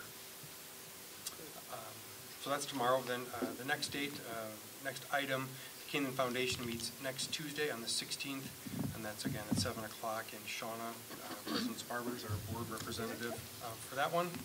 Then Sunday, April 14th, next Sunday is a bargaining session with KEA. We will continue negotiating. Monday, the 22nd, Taste of Kaneland Committee concludes our last regularly scheduled meeting. I think we're going to add one towards the end of May as we try to finalize as much as possible with our parent committee group, adult parent group for the end of the school year. And that one, Board Member Junk and Board Member Rivas are board liaisons for that. Tuesday, April 23rd is our following negotiation session. Day after that, April 24th, was our scheduled facilities planning committee meeting. We have canceled that meeting due to the fact that in the spring, in the past, they have just reviewed some of the similar information that we gave them in the fall, and also without facilities expansion, facilities work going on. We didn't feel like next week we had agenda items that would warrant having them come out for that night. But if we do move on with some other projects, whether it be the solar, there might be some items for them facility-wise to be able to bring together and discuss. So we'll play that one by ear. And then April 25th, on Thursday, is our last CAC meeting of the year, and I know Ryan is scheduled for that one, so that's Thursday, April 25th at 7 o'clock. I'll send a reminder out on that one because it's still 2.5 weeks out, and that is our last meeting. And at that last meeting, we traditionally look at new membership, and we do have one potential new member who will be invited to that meeting. We'll talk about topics for next year, and as we shared here with this group, we'll talk about viability of committees, maybe restructuring the dates and what that might look like, but that's something we'll have, and then I'll bring back to the board in May. So those are a couple of the updates that I have. I think you've had a meeting, right? I did. We had an FAC meeting last Thursday night.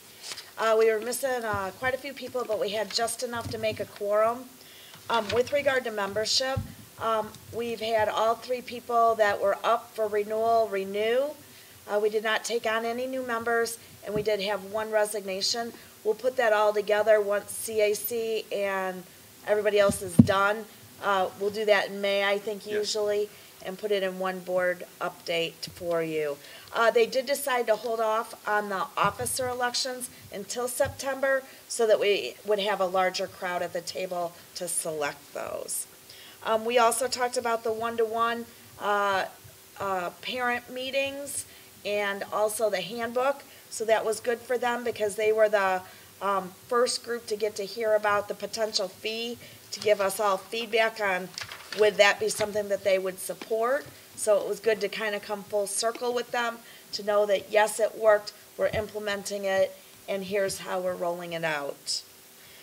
We spent some time talking about the 19-20 budget. I gave them updates on the bids and the capital projects a little bit.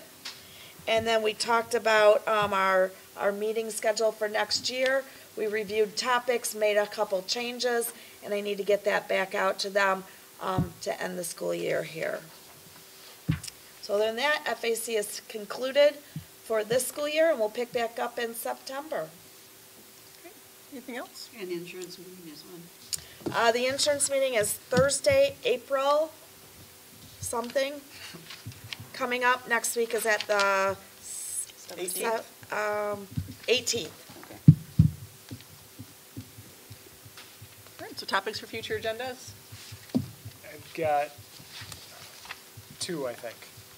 But, all right, and I'm not sure where I want to end with this, but here's where I'm starting, is that I don't like the number of bidders that we're getting for some of the things that are going out to bid. But I don't know how to wrap that into a topic of, I don't know if that means reviewing bidding practices. I don't. Too few? Too few. We had a couple sole source bids, which there's reasons for it, and I understand it, and that's fine, but I'd like to not see that in the future, but I don't know specifically how to put that on an agenda item topic.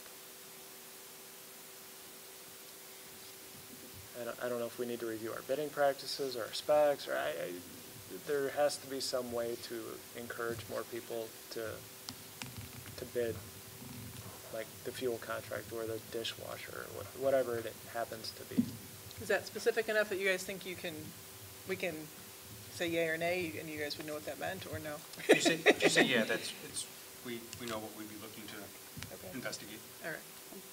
So everyone good with that?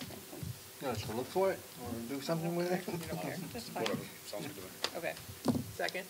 The second one is my neighbor stopped me as I was backing out of the driveway to come here to tell me that Markland is planning on building a school for special needs children on their campus on the south side of Geneva. Okay. I don't know if we care or if we don't, if we have an opinion as a board. I had never heard anything about it, so I'm very uneducated. I know that they're going to the county board tomorrow night, she told me, and then again, so I'm bringing it up because I know nothing. We had the discussion one time. Fran and I have had that discussion, and I think we may have shared an update 2 years ago on it. But what we can do is, based on that and based on that news, I can provide an update of what that means to Kaneland and how that would impact our community if indeed another special education cooperative goes up. Just do that in an update? Yep, I can do that in a weekly update. That's fine. Yes. Is it a co-op, or is it, do you know if it's a for-profit or a non-profit, or is it the magnet school, or? Do you know, yeah. Okay. So traditionally, that has not been a bad thing for us. It just gives us an additional option for our students that would require those services. Okay. It's not a competing factor. But we don't send students to them, or is that something that just the parents take care of? We could. I mean, so it's not something that the school would send a student to, it would be something that the parents would. No, we would, actually, we have a couple of 3 children going in Bloomingdale to the Markland there because it's a very specialized school for very significant needs. Okay. And having them move to Geneva is a win for our families so that they don't have to be bused all the way to Bloomingdale.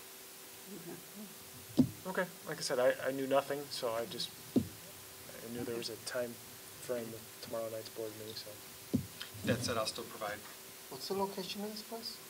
South side of Mill Creek, very far south, I can't think of the name of the street. Fabian and Maine.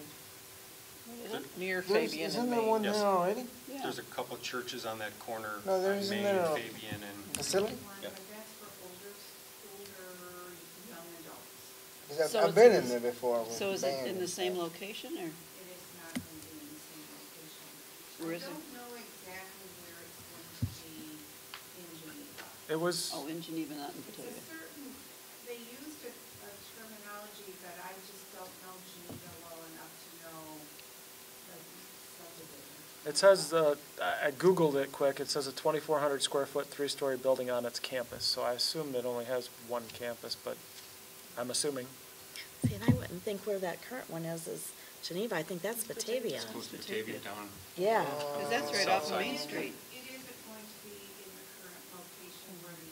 Yeah, it is Batavia. Yeah. Isn't, It's just a little north. isn't Mill Yeah. Creek unincorporated at this point? They go to, some go to Batavia schools and some go to Geneva schools. Correct. But I Correct. thought I just read something the other day that mentioned that Mill Creek was unincorporated. In which case, that might be an unincorporated area as well. Well, Fabian kind of is what, Fabian Parkway is what kind of separates it. A little bit further south of there. Yeah. Well, as long as you guys are aware and on We are top of aware, it, and we'll Okay. provide more information. Any other topics? I had, By all means, go ahead. we have one. Apparently. I just wondered if we were, because of the lack of interest in membership in our committees, if we're at a point where we want to talk about the structure of the committees, the number of committees, anything like that. I don't, just putting it out there. Yes, We please. think I that- would, I would like to too. Yeah. Maybe I'm thinking like summer, like not Yeah. school year. Okay. No, I agree. All right, so we had 3, I'm sorry, I didn't look to my right. Yeah, You you're guys, yes? good. All right, so Yeah. committees. So, I don't know, I'll just read. So here's the thing. A couple of the neighboring school districts are working on this program. It's called Adverse Childhood Experiences, ACE. ACEs. ACE is too high, right? I'm not sure if we're doing something like that. Are we, Todd? We are, through SEL, we're providing training and services to our students. Okay. I don't know if we're using the ACES program, because that's a specific program. thing, I think yeah. out of either Washington or Oregon out west, and it's kind of worked its way back about 5 or 6 years ago it started.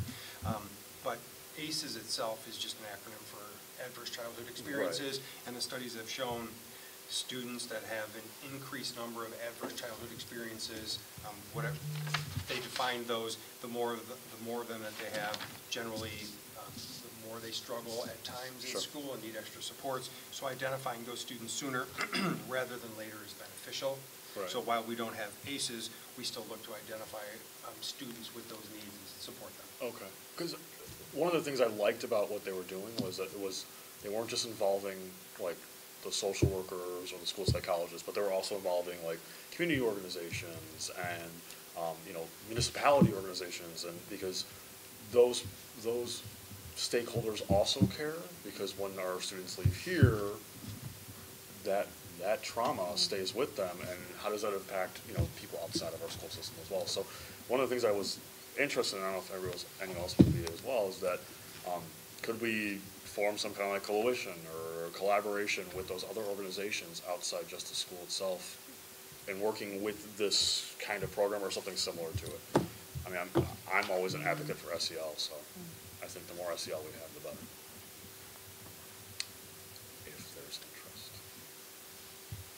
I'm always interested in talking about bettering SEL, but if we already have something similar in place, but.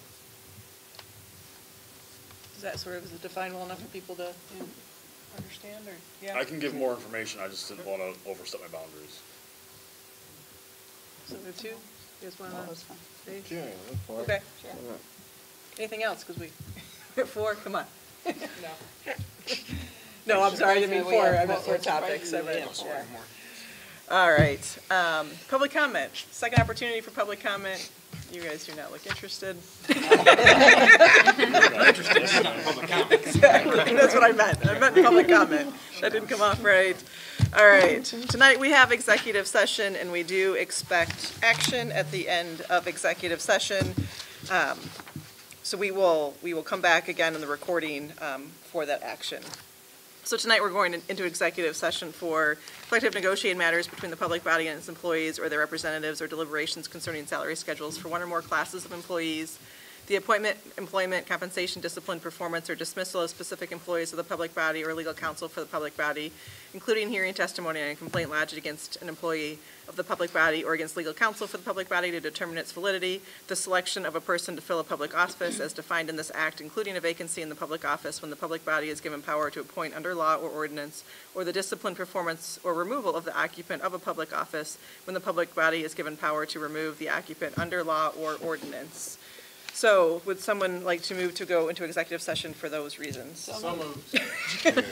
All right, looks like Gail, you want to second it, Ryan? Or? Sure. All right, and a roll call. Mr. Carey. Aye. Mr. Lawler. Aye. Mrs. Pavlak. Aye. Mrs. Barber. Aye. Mr. Rivas. Aye. Mrs. Witt. Aye. Motion carries 6-0.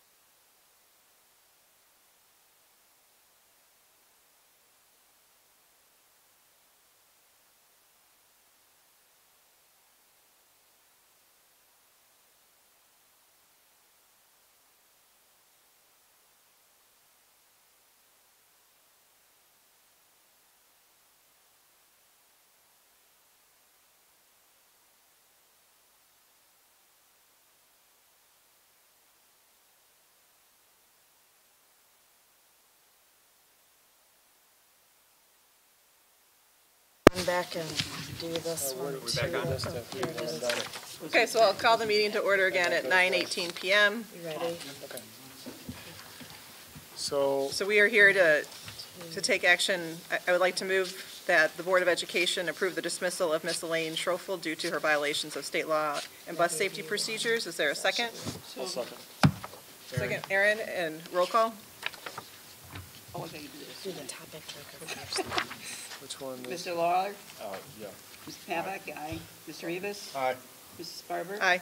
Ms. Witt? Aye. And Mr. Carey? Aye. Motion carries 6-0. So now we're going to go back into executive session. We'll go back to executive session to discuss the collective negotiating matters between the public body and its employees or the representatives, or deliberations concerning salary schedules for one or more class of employees, as well as the selection of a person to fill a public office as defined in this act, including a vacancy in a public office, when the public body is given power to appoint under law or ordinance, or the discipline, performance, or removal of the occupant of a public office, when the public body is given power to remove the occupant under law or ordinance. Is there a motion to go into executive session for those reasons? So moved. Second? Second. And roll call? You want to do it? Sure. Me, aye. Aaron Lawler, Yes. Gail Pavlak, Aye. Pedro Rivas, Shannon Barber, Aye. Teresa Witt. Aye. Motion carries 6-0. Thank you.